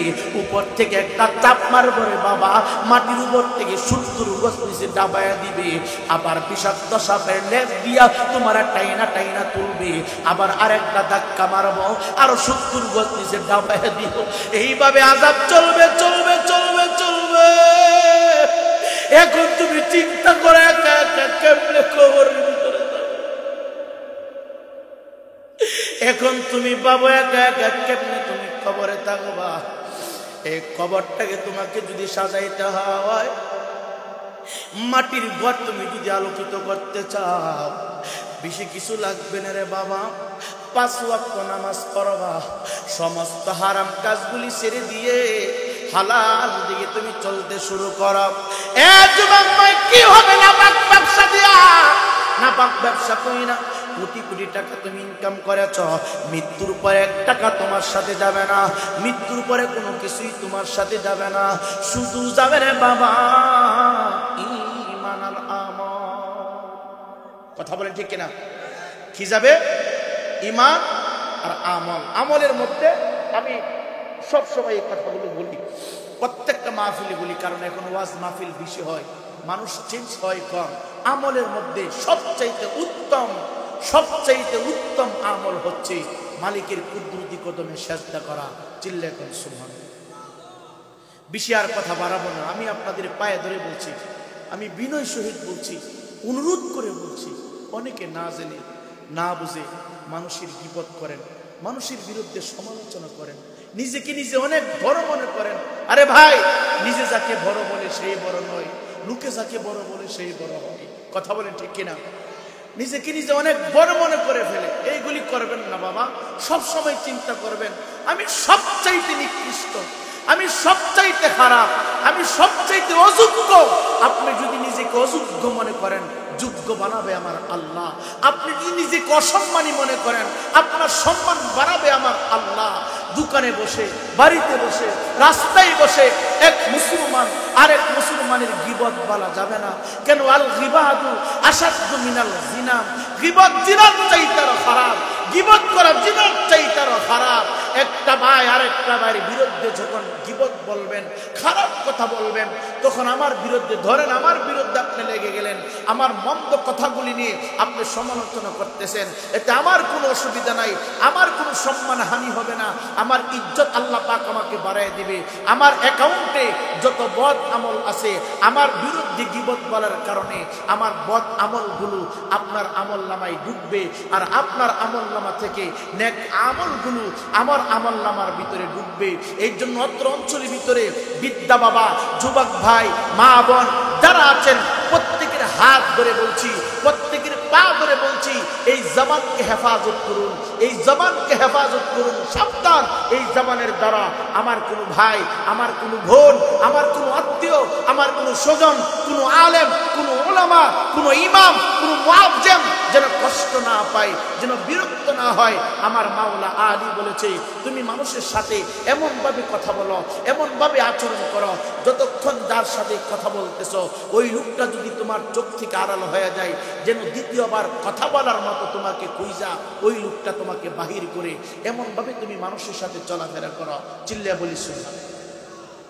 আজকে দেখেন সমাজের ভিতরে শুধু শুধু বদলাম আর বদলাম, কথা বলেন না কেন? যখন ঠিক কিনা? এক জায়গায় ওয়াজ মাহফিল হবে, যুবক ছেলেরা কষ্ট করে দিন রাত একটা মাহফিল সাজাতে, একটা মাহফিল গুছাইতে যে কত কষ্ট, একটা মাহফিল যারা করে তারা ব্যতীত আর কেউ বুঝবে না। আমরা নিজেরাও বুঝি যে আমাদের প্রতিষ্ঠানে বাৎসরিক একটা বিশাল সুন্নি সম্মেলন হয়, অনেক বড় বড় উলামায়ে কেরামকে দাওয়াত করা হয়। আমরা নিজেরাও বুঝি যে একটা মাহফিল শুরু থেকে শেষ পর্যন্ত নিয়ে আসতে যে কি পরিমাণ কষ্ট। দেখেন মাহফিলের চাঁদার জন্য গেলে অনেক মানুষ অনেক কিছু বলে, কথা বলেন না কেন? 500 টাকা চাঁদা দিবে, কিন্তু অনেক কথা বলে, তারপরে চাঁদা দেয়। এরকম আছে না নাই? আমি অনুরোধ করতেছি, আপনাদের পা ধরতেছি, এই মাহফিল এনায়েতুল্লাহ না, এই মাহফিল শাহপুরী হুজুরের না, এই মাহফিল এলাকার ইমাম সাহেবের না, এই মাহফিল আহরমদের মাহফিল, এই মাহফিল সকলের মাহফিল। আপনাদের হাত ধরে বলছি, পা ধরে বলছি, এই মাহফিল ধরে রাখবেন। এই মাহফিল ধরে রাখলে লাভ কি? বাজার এক জায়গায় যদি আগুন লাগে, আগুন লাগার পরে আগুনের উপরে যদি আপনি পানি ঢেলে দেন, আগুন নিভে যায়, আগুন নিভে যায়। আর আমার হুজুর গাউসে পাক আব্দুল কাদের জিলানী আল গিলানী আল হাসানী আল হুসাইনী, যিনি আওলাদ রাসূল, উনি ডাক দিয়ে বলে, আমি দেখতাম যখন আমি কোরআন হাদিসের কথা বলতে শুরু করতাম, আমি তাকায় দেখতাম শুধু আল্লাহর নূরের ফেরেশতা না, মাহফিলের চতুর্পাশে এলাকার ভিতরে যত মৃত আত্মা আছে সবাই কবর থেকে উঠে মাহফিলের চতুর্পাশে ততক্ষণ দাঁড়ায় থাকে যতক্ষণ পর্যন্ত কোরআন হাদিসের আলোচনা চলতে থাকে। আরো জোরে বলি না বাজান? এখানে আমরা যারা আছি, আমাদের আওলাদ কবর করে আসে না নাই? কথা বলেন, আসে না নাই? প্রত্যেকটা মানুষের আওলাদ অন্ধকার মাটির নিচে আছে না নাই? এখানে কেউ বলতে পারবেন না যে আমার আওলাদ কবরে নাই, আমার কোনো স্বজন কবরে নাই। কারো মা আছে, কারো বাবা আছে, কারো দাদা আছে, কারো দাদু আছে, কারো নিকটতম আত্মীয় স্বজন এই কবরস্থানে পড়ে আছে। কবরবাসীকে উদ্দেশ্য করে আজকের এই মাহফিল, কথা বলেন ঠিক কিনা? হয়তো সবার দ্বারা সব কিছু হয় না, সবার দ্বারা কি সব কিছু হয় না? মনে রাখবেন, শয়তান ইমানদারের চিরশত্রু। আলাম আহাদ ইলাইকুম ইয়া বানি আদম আল্লাহ তা'বুদুশ শাইতান ইন্নাহু লাকুম আদুউম মুবিন। শয়তান আদম সন্তানের চিরশত্রু। আমার আল্লাহ ঘোষণা দিয়েছেন, শয়তান ভালো কাজ পছন্দ করে না। শয়তান চাই না বান্দা সেজদা দিবে, শয়তান চাই না বান্দা জিকির করবে, শয়তান চাই না বান্দা কোরআনে কারীম তেলাওয়াত করবে, শয়তান চাই না কোরআন হাদিসের আলোচনার ব্যবস্থা করবে। শয়তান সব সময় ভালো কাজের বাধা দেয়, কথা বলে ঠিক কিনা? এর জন্য এই মাহফিল আহরমদের মাহফিল, এই মাহফিল আপনার মাহফিল। এই মাহফিল নিয়ে যদি কেউ সমালোচনা করে, এই মাহফিলের বিরুদ্ধে যদি কেউ কথা বলে, তার জবান অফ করে দিবেন। বলবেন, ভাই এখানে তো আর গান হচ্ছে না, এখানে তো আর যাত্রা পালা হবে না, এখানে তো আর ডিজে গান হবে না, এখানে তো আর মেয়েরা নাচবে না, এখানে তো উলামায়ে কেরাম আলোচনা করবে। এটার বিরুদ্ধে আপনি কথা বলেন কেন? যদি আপনার ভালো না লাগে চাপা দিয়েন না, যদি ভালো না লাগে আপনি যায়েন না, যদি ভালো না লাগে পরামর্শ করেন না। আপনি এটার বিরোধিতা লাগবেন কেন? মাহফিলের বিরুদ্ধে বলা, নবীর বিরুদ্ধে বলা, মাহফিলের বিরুদ্ধে বলা, আল্লাহর বিরুদ্ধে যাওয়া, মাহফিলের বিরুদ্ধে বলা, কোরআনের বিরুদ্ধে বলা, কথা বলেন ঠিক কিনা? এগুলো বলেন ঠিক কিনা? মাহফিলের বিরুদ্ধে আঙ্গুল তোলা মানে আল্লাহর কোরআনের বিরুদ্ধে আঙ্গুল তোলা। যেই কোন মাহফিল হোক, এটা ছোট হতে পারে, বড় হতে পারে। মনে রাখবেন, সবার দ্বারা সবকিছু হয় না। এই জাহরঙ্গর জামে মসজিদ এত সুন্দর করছেন, এটা আপনাদের কল্পনার কিন্তু বাইরে। আপনাদের কল্পনায় ছিল করবেন, কিন্তু এই মসজিদ হঠাৎ হয়ে গেছে। কথা বলেন না কেন? মসজিদ এত সুন্দর হওয়ার কল্পনা জল্পনা আপনাদের মেমোরিতে ছিল, কিন্তু এত দ্রুত এত সুন্দর হয়ে যাবে এটা চিন্তা কিন্তু আপনার মেমোরিতে ছিল না। ব্যবস্থা করে দিলেন কে? জোরে বলেন না কে? মসজিদ করতে যায়ও কিন্তু অনেক ষড়যন্ত্র শিকার হয়েছেন নাকি না? হয়েছে, অনেকে অনেক কিছু বলছে, তারপরে মসজিদ হয়ে গেছে। মাহফিল করতে যায় অনেক যুবক ছেলেরা ষড়যন্ত্র শিকার হয়েছে, তারপরও কি আজকে মাহফিল সাকসেস? আজকের মাহফিল কি সাকসেস? যারা ষড়যন্ত্র করেছে তারা কিন্তু ষড়যন্ত্র শুধু আজকে না, মৃত্যু পর্যন্ত করবে। যেরকম সকলে একটু দুরূদ শরীফ পড়েন, আল্লাহুম্মা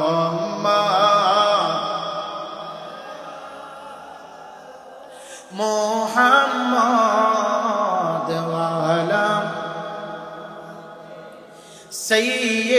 সাইয়্যিদিনা মুহাম্মাদ বলওয়ালা সাইয়্যিদিনা। নবীরে ইশকে হরে পাগল দিওয়ানা, নবী ছাড়া আপন কাউকে পাইবা না। বলো আল্লাহুম্মা সাল্লি মুহাম্মাদ ওয়া আলা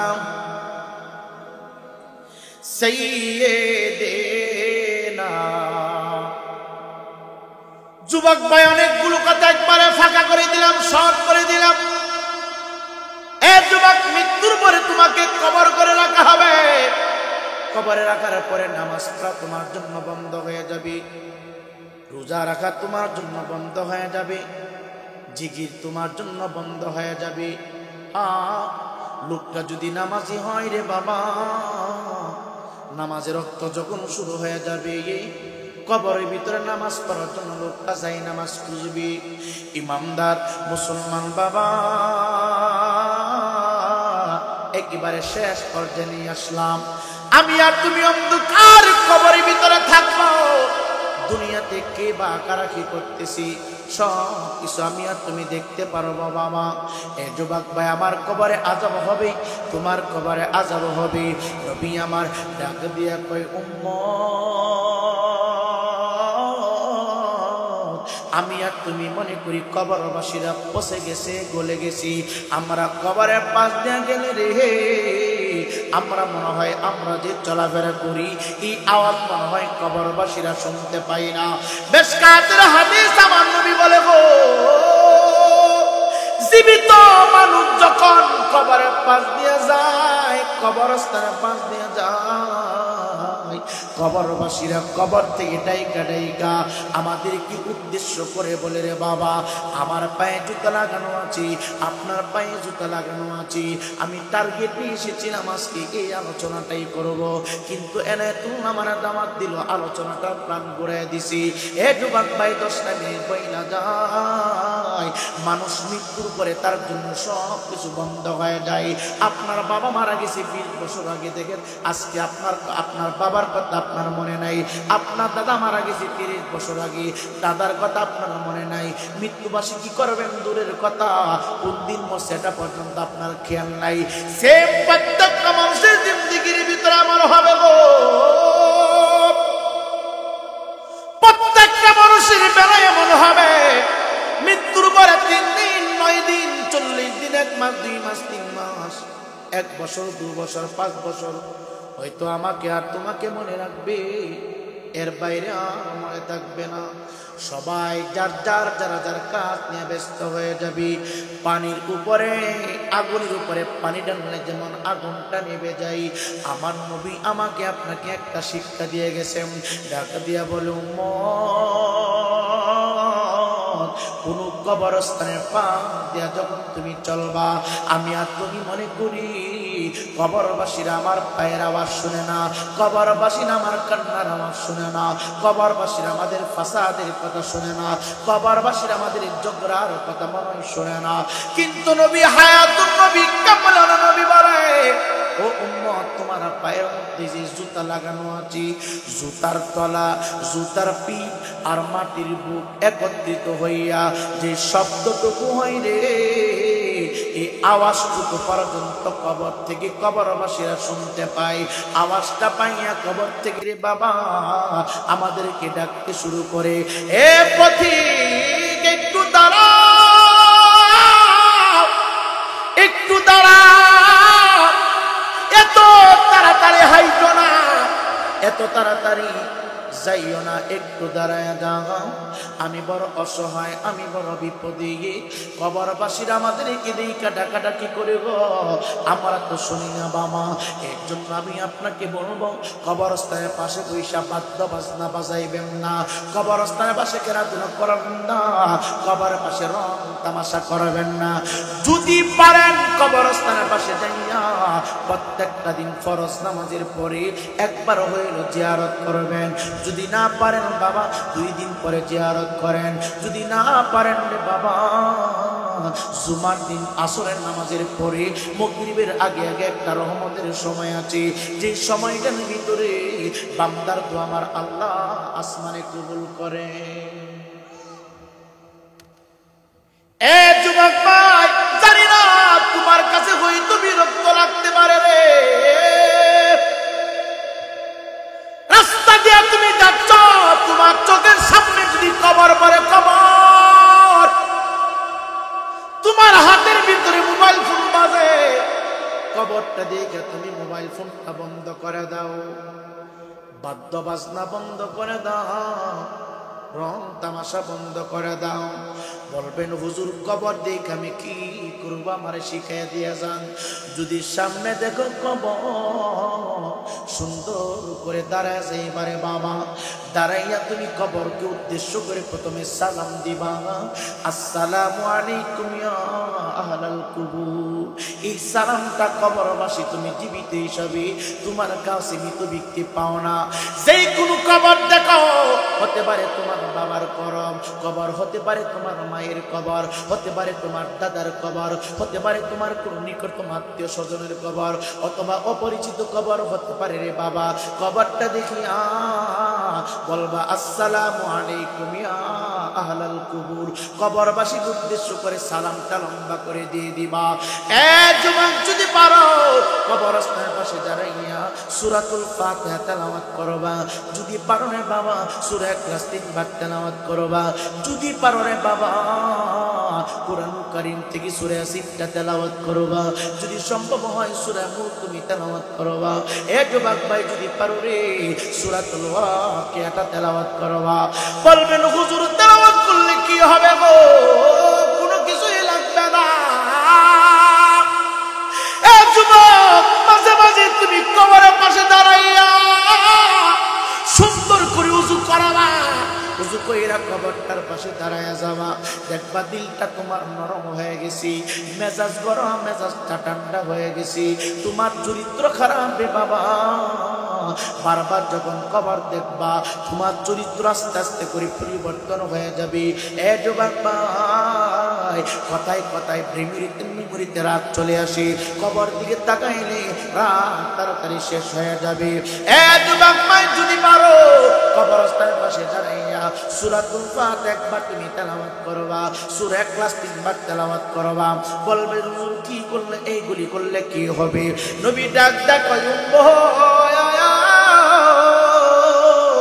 কুরআনে কারীম থেকে যারা সূরা ইখলাস 3 বার তেলাওয়াত করবা রে, আমার নবী জানে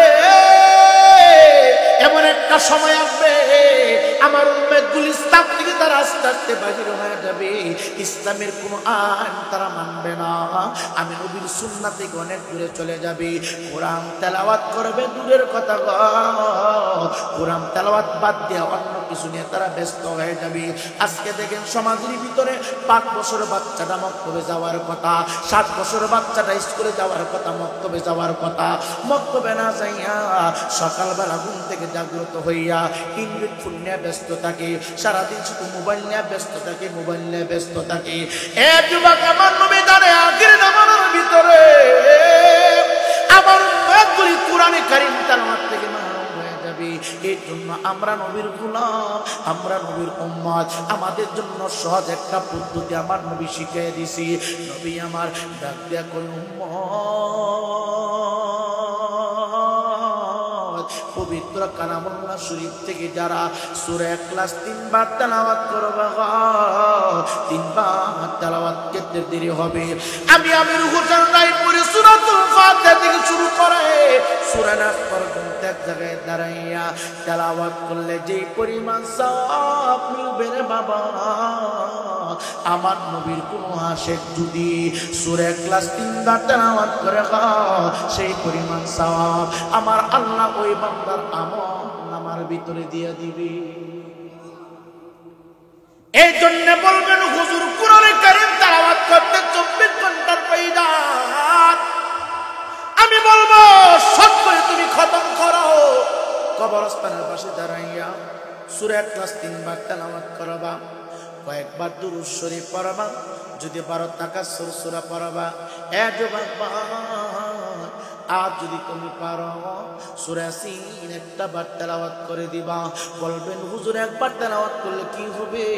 আমি হাদিস পড়েছি, আমার নবী মুস্তাফা বলেছে কোরআনুল কারীম থেকে যারা সূরা ইয়াসিন একবার তেলাওয়াত করবে 10টা খতম করলে যে পরিমাণ সওয়াব পাওয়া যায়, সূরাতুল ইয়াসিন একবার তেলাওয়াত করলে সেই পরিমাণ সওয়াব মিলে যায়। চিৎকার দেখি আল্লাহু আকবার বলা যাবে না।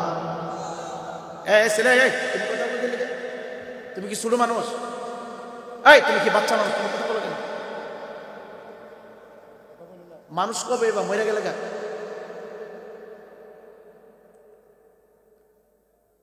আপনাদের অসুবিধা আছে, আর 10 মিনিট সময় দিন, শেষ করে দিন।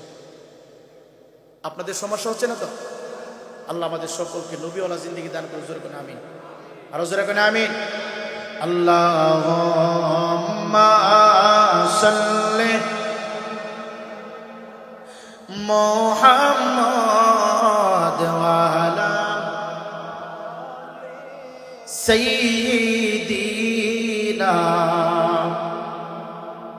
আই সবাবে যাইতে হবে মোরে কবরে, হিসাব নিকাশ দিতে হবে আসরে। এ যুবক ভাই, যদি পারো প্রতিদিন একবার তুমি কবরে দাও, যদি না পারো 2 দিন পরে দাও, যদি তাও সম্ভব না হয় প্রতিদিন প্রতি জুমার নামাজ আসরের পরে মাগরিবের আগে আগে যাও, যদি তাও সম্ভব না হয় প্রতি মাসে একবার হলেও কবরের পাশে যাও। যদিও তাও সম্ভব না হয় রে, বাৎসরিক ভাবে এইভাবে সম্মিলিত ভাবে কে কোন পাটি করে আমি তোমার জিজ্ঞাসা করব না, কে কোন পীরের কাছে মুরিদ আমি তাও জানবো না। আমি শুধু বলবো সবাই সম্মিলিত ভাবে সমাজের মানুষ একত্রিত হইয়া সমস্ত কবরবাসীদের আত্মার মাগফিরাতের উদ্দেশ্যে এই মাহফিলটাকে আপনারা ধরে রাখবেন, এই মাহফিলটা সুন্দর করে সাজাবেন। যার যার অবস্থান থেকে যারা পারেন পরামর্শ দিবেন, যারা পারেন অর্থ দিবেন, যারা পারেন সময় দিবেন। বছরে একবার হইল রে আহরণের জমিনে সমস্ত কবরবাসীদের উদ্দেশ্যে একটা দোয়ার আয়োজন করবেন, একটা তাফসীরের ব্যবস্থা করবেন। এতে লাভ কি? নবীজি বলে কোথাও যদি আগুন লাগে পানি ঢাললে যেমন আগুন নিভে যায়, কবরবাসীদের উদ্দেশ্যে যদি ইসালে সব করা হয় কবরবাসীদের আযাব আমার আল্লাহ দ্রুত বন্ধ করে দেয়। আল্লাহ আমাদের সকলের আশা ভরসা কবুল করুক, জোরে বলি আমিন। আরো জোরে বলি আমিন। ইনশাআল্লাহ আমরা কবর জিয়ারত করব তো? সবাই বলেন ইনশাআল্লাহ। আমাদের সকলকে কবর জিয়ারত করার সুযোগ করে দেখ, জোরে বলেন আমিন। অন্তরের ভিতরে হিংসা রাখবেন, অন্তর ভিতরে অহংকার রাখবেন, অন্তর ভিতরে রিয়া রাখবেন না। অহংকার, রিয়া, তাকাব্বুরি সব অন্তর থেকে মুছে ফেলে সমাজের সবার সাথে মিলেমিশে কাজ করবেন। আমার দ্বারাই, আপনার দ্বারাই কোনো ক্ষতি যেন সমাজে না হয়। আল্লাহ পাক সেই তৌফিক আমাদের সকলকে দান করুক। জোরে বলি আমিন। ভাবিয়েন না যে আমি অনেক বড় মুফতি হয়ে গেছি, আমি অনেক বড় মাওলানা হয়ে গেছি, আমি অনেক বড় খেতামতের দায়িত্ব পেয়েছি। এই অহংকার যদি চলে আসে, আপনার লাইফ শেষ, দুনিয়া শেষ, আখিরাতও কি শেষ। অহংকার এই চাদর শুধু আল্লাহর জন্যে, বান্দার জন্য অহংকারের চাদর নয়। কথা বলেন ঠিক না বেঠে? ভাই, কে বড় কে ছোট এগুলি দেখে কোনো প্রয়োজন নাই।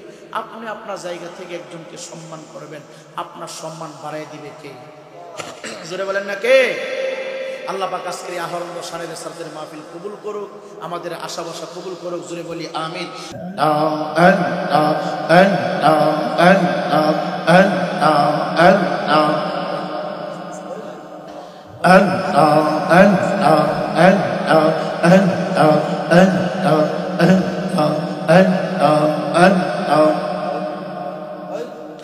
মরণেরি কালে রে মন, মরণেরি কালে রে মন, দেখিবে সবই অন্ধকার। সময় থাকতে নূরের নবীর নামটি কর সালাম।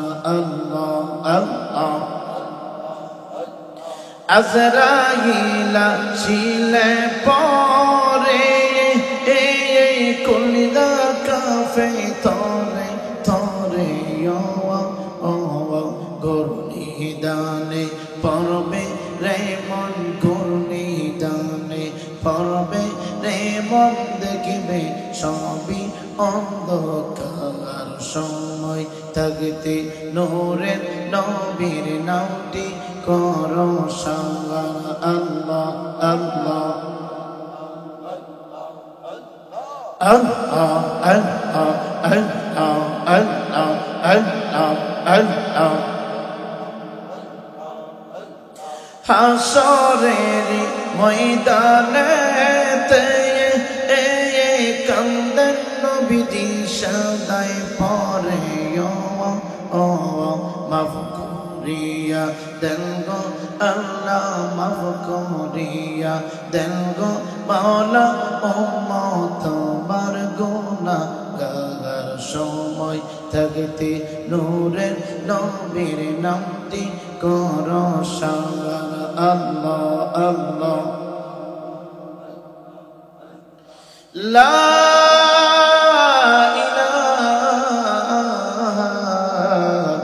ইল্লাল্লাহ মুহাম্মাদুর রাসূলুল্লাহ সাল্লাল্লাহু তাআলা আলাইহি ওয়াসাল্লাম। এখনই দোয়া হবে, আমি দোয়া চাই আপনাদের সকলের কাছে। আমিও আপনাদের জন্য শেষ মেসেজ হচ্ছে, আসমানের নিচে জমিনের উপরে আপনারা যারা আছেন এখানে, যাদের আব্বা মা আছে, মা বাবার খেদমত করবেন।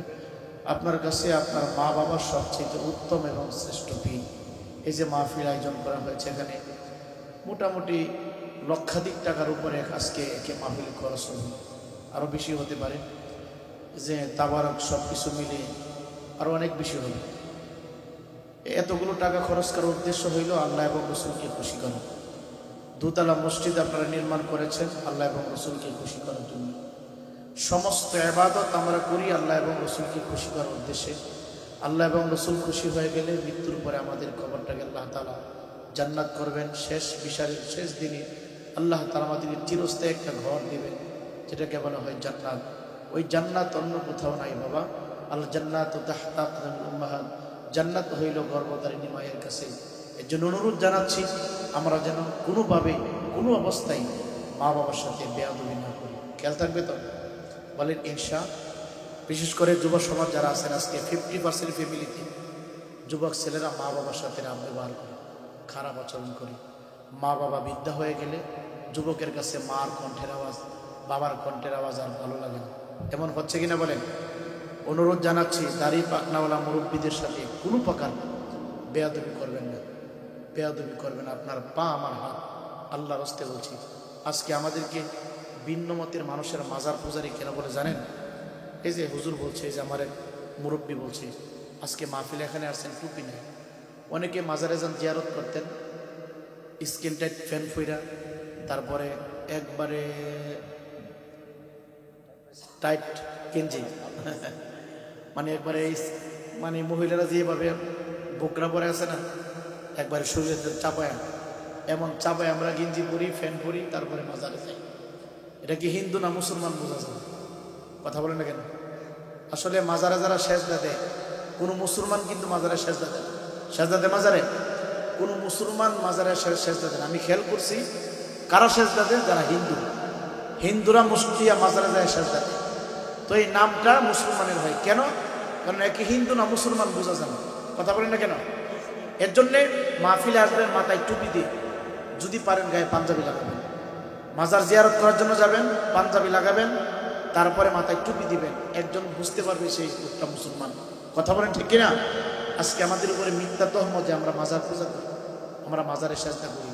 আমার জানা মতে কোনো মুসলমান আজ পর্যন্ত মাজারে সেজদা দেয় নাই। যদিও কেউ দিয়ে থাকে, তার ব্রেন আউট, সে সচেতন নাগরিক না, সে সমাজ থেকে আলাদা। এর জন্য অনুরোধ জানাচ্ছি, আপনার হুজুরও বলছে, পিসাবও বলছেন, ভবিষ্যতে মাহফিলে আসলে টুপি দিবেন। টুপি পরা কার সুন্নাত? যদি বলেন কার সুন্নাত? যুবক, আমি আপনাকে বলছি, আমি আপনাদেরকে বলছি, এখানে তো অনেক যুবক মুরব্বীরা চেয়ারে বসে আছে, আপনারা সমাজের ভবিষ্যৎ। একদিনের মাহফিল দিয়ে সমাজ পরিবর্তন হবে না, একদিনের মাহফিল দিয়ে সমাজ চেঞ্জ হয় না। আপনারা যদি প্রত্যেকটা সংগঠন থেকে, সকল জায়গা থেকে আওয়াজ তোলেন যে এলাকার ভিতরে সমাজ বিরোধী কোনো কাজ চলবে না, এলাকার ভিতরে বেহায়াপনা চলবে না, এলাকার ভিতরে মাদক চলবে না, এলাকার ভিতরে অন্যায় চলবে না, দেখবেন আপনাদের হুঙ্কারে সমাজ দ্রুত চেঞ্জ হয়ে যাবে। কথা বলেন না কেন? তা আপনারা অ্যাক্টিভ থাকবেন, আপনারা মুরব্বীদের সাথে বেয়াদবি করবেন না, সবসময় মুরব্বীদের পরামর্শ অনুযায়ী সকল কাজ করবেন। সমাজের মুরব্বীদের পরামর্শ অনুযায়ী সকল কাজ করবেন, একা একা কোনো কাজ করবেন না, তাইলে সমালোচনার পাত্র হবেন না। আল্লাহ পাক আমাদের সকলকে কবুল করো, জোরে বলি আমিন। আমি কথাগুলো বাড়তি বললাম কেন? আপনারা আমাকে বেশি মায়া করেন। এই বছর নিয়ে কয় বছর আসছে? 8 বছরের মধ্যে মনে হয় আমি 6 বছর ধরে গেছি।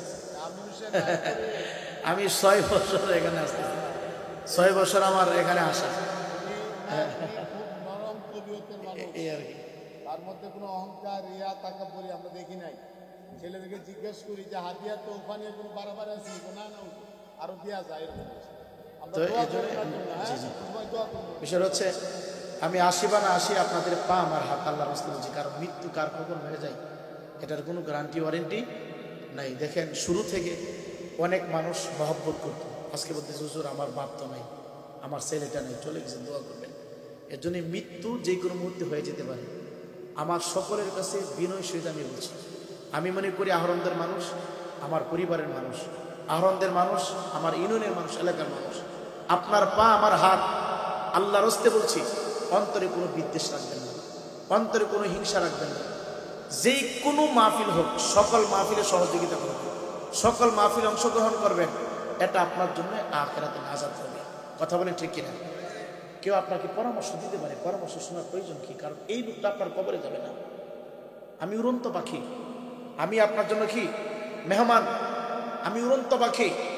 এলাকার এই যে হুজুর বলছে, এলাকার ইমাম খতিব সবচেয়ে বেশি মর্যাদা দিবেন এলাকার ভিতরে যারা আলেম নাম আছে তাদেরকে। ইমাম সাহেব হুজুর যদি বাড়িতে চলে যায়, ফোন দিলে নাও আসতে পারে, কিন্তু আলামিন হাবিব হুজুরকে যদি বলেন যে আমার আপনার জানাজা আপনাকে পড়াতে হবে, যত কষ্ট হোক উনি চলে আসবে। আমারে ফোন দিবেন, আমি বলবো আমার তো সময় নেই, আমি তো প্রোগ্রামে চলে যাচ্ছি, আমি আপনার বাবার জানাজা যাইতে পারবো না, যাওয়ার পথে জিয়ারত করবো, এই কথা বলে আমি ফোন কেটে দিব। কিন্তু এলাকার ভিতরে যারা আলেম উলামা আছে, হাফিজুল কোরআন আছে, তারা, তাদেরকে বলতে হয় না, তারা আপনার মৃত্যুর সংবাদ শুনলে দৌড়ায় চলে আসবে। কথা বলে না কেন? তাদেরকে সম্মান ইজ্জত বেশি করবেন। উড়ন্ত পাখির কথা শুই না এলাকার ভিতরে কোনো বিশৃঙ্খলা করবেন না, মনে থাকবে? উড়ন্ত পাখির কথা শুই না এলাকার ভিতরে কোনো বিশৃঙ্খলা করা যাবে না, সবাই মিলেমিশে থাকবে। আসুন দোয়া করি। আস্তাগফিরুল্লাহ রাব্বি মিন কুল্লি যামবি ওয়া আতুবু ইলাইহি লা হাওলা ওয়া লা কুওয়াতা ইল্লা বিল্লাহিল আলিয়্যিল আযীম। আমাদের যে কবির মাস্টার সাহেব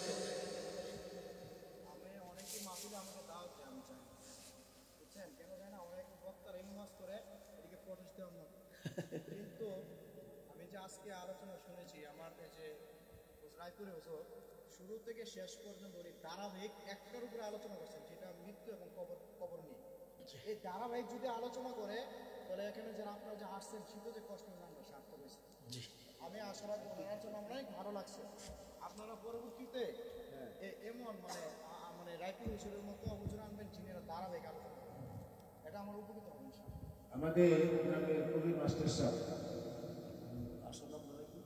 কবির আহমেদ হুমায়ুন কবির আহমেদ মাস্টার খুবই অসুস্থ, ঢাকাতে আছে। আমার জন্য দোয়া চাই। বন্যা চৌধুরী সাহেবও সুস্থ বৈবিধ্য মানুষ, দোয়া করা। অনেকে রোগী আছে, গ্রামে অসুস্থ আছে, এলাকাবাসী সকল দোয়া করবো। اللهم آمين الصلاة والسلام عليك يا رسول الله ربنا يا ربنا يا ربنا মাফ কইরা দাও আমরা পাপী সব গুনাহ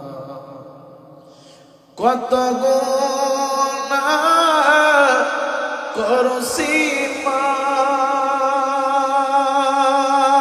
মাওলা জীবনে মাফ কইরা দাও নূরের নবী খাতিরে তুমি যদি মাফ না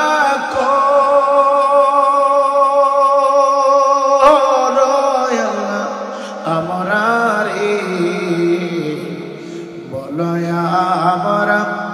বান্দা যাব করদারি সকলে দুয়ার তে মাওলা গরিয়া তোমারি দম আরে আছি ও দয়াময় মালিক, আহরণ দর্শনের সালাত আল্লাহ সুন্নি যুব সংগঠনের উদ্যোগে অষ্টম বার্ষিকী পবিত্র ইসালে সওয়াব দুয়ার মাহফিল সমাপ্ত করিয়া আমি অদম গুনাহগার মক্কা মদিনার মেহমান লইয়া মাওলা আল্লাহ আলেম উলামা হাফিজুল কুরআন আল্লাহ খানে কার পীরি কেবলা জানকে লইয়া আল্লাহ তোমার দরবারে ফকিরের মতো হাত বাড়াইলাম। আল্লাহ মেহেরবানি করে আহরণ দশানের সালাতের সম্মেলন তুমি মনিবের দরবারে কবুল আর মঞ্জুর করে নাও।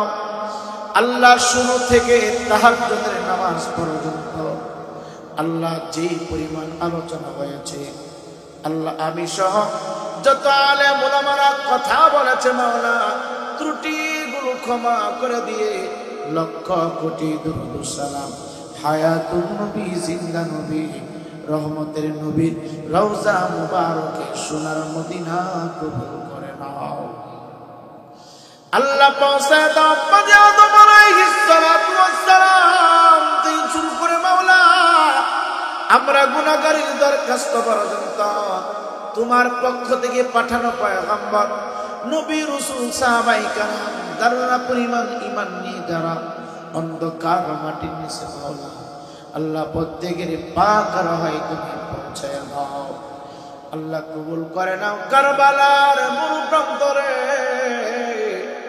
আমার অদম গুনাহগারকে বাঁচানোর জন্য জাহান্নামের আগুন থেকে মুক্ত করার উদ্দেশ্যে আল্লাহ ইসলাম প্রতিষ্ঠিত করার লক্ষ্যে আল্লাহ ফুরাতের তীরে পানি পানি বলে যারা শাহাদাত বরণ করলো আহরণ দশানের সাতালের মাহফিল দিয়া ওই সমস্ত সুহাদাগণের পাক চরণে কবুল করে নাও। আল্লাহ পৌঁছায় দাও হুজুর গাউসে বাগের দরবারে, আল্লাহ পৌঁছায় দাও খাজা গরিবে নামাজের দরবারে, আল্লাহ পৌঁছায় দাও বাবা শাহজালাল সহ বাংলার নাসে কানাসে যত অলি ফকির গাউস কুতুবেরা ঘুমাই দিছে মাওলা। আল্লাহ গো, ও যুবক, ও আল্লাহ, ও দয়াময় মালিক, ব্রাহ্মণবাড়িয়ার জমিনের নিচে আল্লাহ তোমার মহাননী প্রফেসর আব্দুল খালেক রহমতুল্লাহ আলাইহি ঘুমাইতেছে মাওলা। আল্লাহ ব্রাহ্মণবাড়িয়ার জমিনের নিচে সৈয়দ গিসুদারস কেল্লা বাবা ঘুমাইতেছে মাওলা। আল্লাহ ব্রাহ্মণবাড়িয়ার জমিনের নিচে তোমার মহাননীরা ঘুমাইতেছে মাওলা। আল্লাহ প্রত্যেকের পাঁচ চরণে তুমি কবুল মঞ্জুর করে নাও। ও দয়াময় মালিক, মাইকের আওয়াজ যত দূর পর্যন্ত যায়, ফ্যান্ডেলের ডানে বামের সামনে পিছনে মাওলা, আল্লাহর তো বুঝিনা উদার ইশারা বুঝিনা মাওলা। আল্লাহ অঞ্চলের জমিনে নিচে যত কবরস্থান আছে, মাহফিল কুশিলা বানায়া প্রতিটা কবরে নূরের বাতি জ্বালায়া দাও। আল্লাহ প্রত্যেকটা কবর তুমি জান্নাতের বাগান বানায়া দাও। দয়াময় মালিক, জানি না এই মাহফিলের মধ্যে কে জানি রে জন্মদাতা পিতা জনম দুঃখিনী মার চেহারাটা বাসাইয়া তোমার দরবারে ফকিরের মতো হাত বাড়াইছি। আল্লাহ, যে বাবা রাস্তাঘাটে দোকান পানি অন্যের বাড়িতে হাট বাজারে কর্ম করে সন্তানের জন্য খাবার নিয়ে আসতো, এমন বাবা জানি রে কার অন্ধকার কবরে মাওলা। আল্লাহ মেহেরবানি করে বাবার কবর তুমি জান্নাতের বাগান বানায়া দাও। আল্লাহ, জানি না কে জানি জনম দুঃখিনী মারে হারাইয়া তোমার দরবারে হাত বাড়াইয়া দিছি। কে বায়া মাই ডাকবে মাগো খোকা বলিয়া, কে বায়া মাই চুমু দিবে মাগো দুগাল বলিয়া, কে বায়া মাই খোকা বলে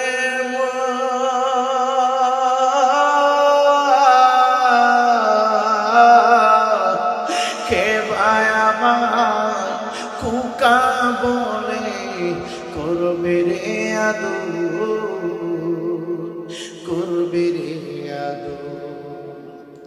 আব্বায়া মা জারহয়া সে মৌলা কবরে রেখো মাওলা কুদরতে নজরে। আল্লাহ, যার মা নাই বাবা নাই, মা বাবার কবর তুমি নূর দিয়া ভরপুর করে দাও। আল্লাহ, আমরা গুনাহগারের আব্বা আম্মা যাদের জীবিত নেখায়াত বানায়া দাও। আল্লাহ, পিতৃকুল মাতৃকুল দাদার কুল দাদুর কুল বংশের মানুষ পাড়া প্রতিবেশী মহল্লাবাসী উম্মতি মুহাম্মদীকে মাফ করে দাও। আল্লাহ, খাসুল খাস করে মাওলা যে সমস্ত যুবক ছেলেরা অনেক দিন পর্যন্ত শানের সালাতের মাহফিল করার জন্য পরিশ্রম করেছে রে মাওলা, আল্লাহ, কতজনে কত কটু কথা বলেছে, তারপরও তোমার হাবিবের মহব্বত অন্তর থেকে বাদ দেয় নাই। আল্লাহ, কত নিষেধ, কত বাধা, কত গালি, কত আবর্জনা সামনে পড়লো, যুবক ছেলেরা তোমার কোরআন সিনার থেকে বাদ দেয় নাই। আল্লাহ, আমি কয়জনের নাম বলবো যে সমস্ত যুবক ছেলেরা মাহফিল সাজানোর জন্য, কোরআনের কথাগুলো প্রচার প্রসার করার জন্য, তোমার হাবিবের শান শোনানোর জন্য দিনে রাতে পরিশ্রম করেছে, যুবকগুলিরে তুমি মাফ করে দাও। আল্লাহ, তাদের তামাম জিন্দেগির গুনাহগুলি তুমি মাফ করে দাও। আল্লাহ, যেই সমস্ত মুরব্বী আব্বুদের অর্থ দিল, সময় দিল, পরামর্শ দিল, আল্লাহ, তাদের সকলকে তুমি ক্ষমা করে দাও। আল্লাহ, না জানিয়া যারা বিরোধিতা করেছে, সমালোচনা করেছে, তারা বুঝে না আল্লাহ, তাদেরকে তুমি তোমার বান্দা হিসেবে কবুল করে নাও। আল্লাহ তাদেরকে তুমি হেদায়েত দিয়ে দাও। আল্লাহ গো বাংলাদেশের কত জায়গায় যায় আল্লাহ, এমন কিছু দুষ্ট মানুষ সব জায়গায় আছে মাওলা। আল্লাহ তারা তো তোমার বান্দা, তোমার রহমত দিয়া তাদেরকে হেদায়েত করে দাও। আল্লাহ তাদের দিল তুমি ধর্মের দিকে আগ্রহ করে দাও, তোমার হাবিবের জন্য পাগল পারা বানায়া দাও। আল্লাহ অনেক মুরব্বী বাবা যারা না বুঝে কুটুকুটো বলে ফেলেছে, আল্লাহ যুবক ছেলেরা না বুঝে বিরোধিতা করেছে, আল্লাহ তাদের জন্য ক্ষমা চাই, তাদেরকে মাফ কইরা দাও। আল্লাহ তাদেরকে তুমি কবুল কইরা নাও। আল্লাহ তাদেরকে তুমি হেদায়েত করে দাও। আল্লাহ প্রত্যেকটা মানুষের অন্তর থেকে হিংসা নামক জাবরজনা দূর করে দাও। আল্লাহ মহব্বত নামে দৌলত দিয়া আল্লাহ মুদ্রা কলব তুমি আলোকিত করে দাও। আল্লাহ অনেক প্রবাসী ভাইয়েরা বিভিন্ন রাষ্ট্র থেকে এই মাহফিল করার জন্য, সাজানোর জন্য আল্লাহ গামছা টাকা দিয়ে সহযোগিতা করেছি। আমার প্রত্যেকটা প্রবাসী ভাইদের হায়াত তুমি বাড়ায়া দাও। আল্লাহ আমার প্রবাসী ভাইদের পক্ষে তোমার দরবারে ভিক্ষা চাই, ক্ষমা চাই। মা বাবা রাইখা আত্মীয় স্বজন ছেড়ে দিয়ে ছেলে মেয়েকে তিমের মতো বানাইয়া আল্লাহ কত মানুষ কত দেশে যাই রে। আল্লাহ প্রবাসী ভাইদের কষ্ট বাঙালি কেউ বুঝে না। আল্লাহ আমার প্রবাসী ভাইদের হায়াত তুমি বাড়ায়া দাও। আমার প্রবাসী ভাইদের জানমাল হেফাজত করো। আসমানে গজব, জমিনে গজব, বিপদ আপদ বালা মুসিবত থেকে অত্র অঞ্চলের সকল প্রবাসী ভাইদেরকে তোমার রহমতের চাদর দিয়ে তুমি আবৃত রাখিও। আল্লাহ যাদের ভালো কর্ম নাই, প্রবাসী ভাইদের জন্য ভালো কর্মের ব্যবস্থা করে দিও। আল্লাহ যাদের কাগজপত্র হচ্ছে না, কাগজপত্রের ব্যবস্থা করে দিও। আল্লাহ শানের সাথের মাহফিলের নাম শুনলে অনেক প্রবাসী ভাইয়েরা দিল থেকে মহব্বত করে তারা হাদিয়া পাঠায়। আল্লাহ যারা যে রাষ্ট্র থেকে আজকের এই মাহফিলে সহযোগিতা করেছে সকলকে তুমি মাফ করে দাও। সকল প্রবাসী ভাইদের মা বাবারে তুমি মাফ করে দাও। আল্লাহ বাংলাদেশে যারা ব্যবসা বাণিজ্য করে বরকত দাও। আল্লাহ যারা চাকরি করে প্রমোশন লাগায় দাও। আল্লাহ রাস্তাঘাটে যানবাহন নিয়ে যারা চলাফেরা করে তোমার পুত্র দিয়ে তুমি হেফাজত করো। আল্লাহ অনেক মুরব্বী আম্পুজিরা বসে আছে, জানি না আজকের মাহফিল জানি কার জিন্দেগির শেষ মাহফিল হয়ে যায়। মরণের কতদিন বাকি আমরা জানিলাম না গো আল্লাহ, মরণের কতদিন বাকি। আজরাইল আসিয়া একদিন গলায় বাঁধবে রশি, আজরাইল আসিয়া একদিন পায়ে দিবে রশি। তখন আমার মন বায় করবে লুকালোকি আমরা জানিলাম না রে। মরণে কতদিন বাকি আল্লাহ জানি না কার জন্য জানে গো। কবরের মাটি প্রস্তুত হয়ে গেছে। আল্লাহ কার জন্য জানি কোন দোকানে জিন্দেগির শেষ পাঞ্জাবির কাপড় হাজির হয়ে গেছে। আল্লাহ তোমার কাছে ভিক্ষা চাই, আমাদেরকে তুমি মাফ করে দাও। আজকের মাহফিলের সভাপতি আমার অত্যন্ত শ্রদ্ধাভাজন আল্লাহ তোমার বান্দা, তাকে তুমি মাফ করে দাও। আল্লাহ আমার এক তরিকতের ভাই খানেকার পীর আল্লাহ সহসভাপতি আল্লাহ তার হায়াতের মধ্যে তুমি বরকত বাড়াইয়া দাও। আল্লাহ তারা মিলেমিশে সমাজটাকে পরিবর্তন করার চেষ্টা করে মাওলা। সব সময় মানুষের পাশে দাঁড়াই, সকল সুপরামর্শ তারা দিয়ে থাকি। আল্লাহ তাদের হায়াতের ভিতরে তুমি বরকত বাড়াইয়া দাও। আল্লাহ তাদের দ্বারা এলাকার হাল তুমি পরিবর্তন করে দাও। আল্লাহ প্রতিটা মানুষ মিলেমিশে থাকার মতো সুযোগ করে দাও। আল্লাহ অসুস্থর জন্য দোয়া চাইছি, সুস্থ করে দাও। ও দয়াময় মালিক, বিশেষ করে মাওলা আহরন্দ শাহরের যুবক ছেলেরা, আমি অদম গুনাহগারকে বড় ভালোবাসি, মহব্বত করি। আল্লাহ গো, মোহাম্মদ এনায়েতুল্লাহ সহ আরো যত যুবক ভাইয়েরা আছি, প্রত্যেকের হায়াতে তুমি বরকত দাও। যুবক গুলারে তুমি কবুল করে না, যুবকদের জান মাল হেফাজত করো, যুবকদের জিন্দা মুর্দা ক্ষমা করো। আল্লাহ আমার ডানে বামের সামনে পিছনে কত মুরব্বী আপনারা বসে আছে, প্রত্যেকের হায়াতের ভিতরে তুমি বরকত বাড়ায় দাও। মা বোনদের তামাম জিন্দেগির গুনাহগুলি মাফ করে দাও। আল্লাহ মা বোনদের কেরাবিয়া মুসির দরজা তুমি নসিব করে দাও। আল্লাহ যারা যেই নিয়তে দোয়া চাইছে, প্রত্যেকের মনের নেক আশা তুমি পূরণ করে দাও। আল্লাহ আজকের মাহফিল কিয়ামত পর্যন্ত আহরণদের জমিনে কবুল আর মঞ্জুর করে নাও। সকলকে নামাজ পড়নেলা বানায় দাও।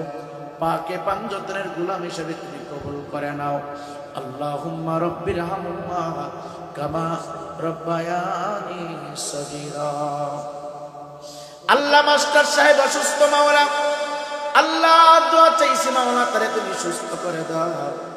আল্লাহ তার হায়াতে তুমি বরকত বাড়ায় দাও।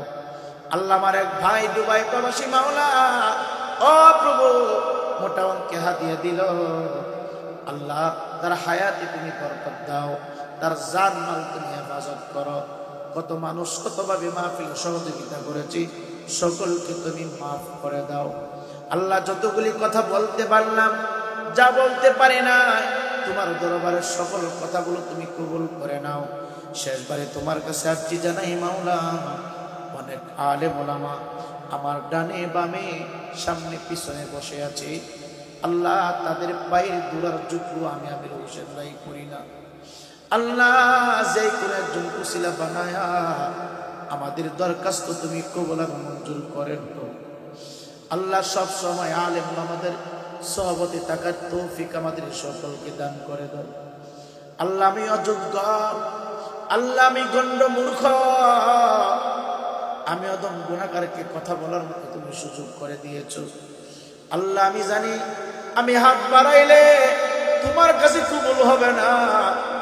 আল্লাহ কত মানুষ এখানে হাত বাড়াইছি, আল্লাহ কত নেককার বান্দা বান্দির হাত বাড়াইছি।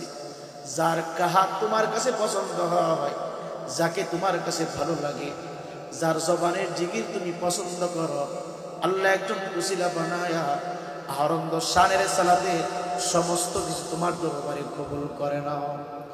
আল্লাহ মরণের কালে, নিদানের কালে, আল্লাহ যার যার পীর ও মুর্শিদের পাশে বসাইয়া দয়াল নবীজির নূর মুবারক দেখাইয়া দেখাইয়া আমাদের শেষ নিঃশ্বাসে পড়ে দিও জান্নাতি মধুর কালিমা লা ইলাহা ইল্লাল্লাহু মুহাম্মাদুর রাসূলুল্লাহ। সুন্নিয়তের প্রচারের স্বার্থে ভিডিওটি লাইক, কমেন্ট ও বেশি বেশি শেয়ার করুন। আমাদের সাথে থাকুন।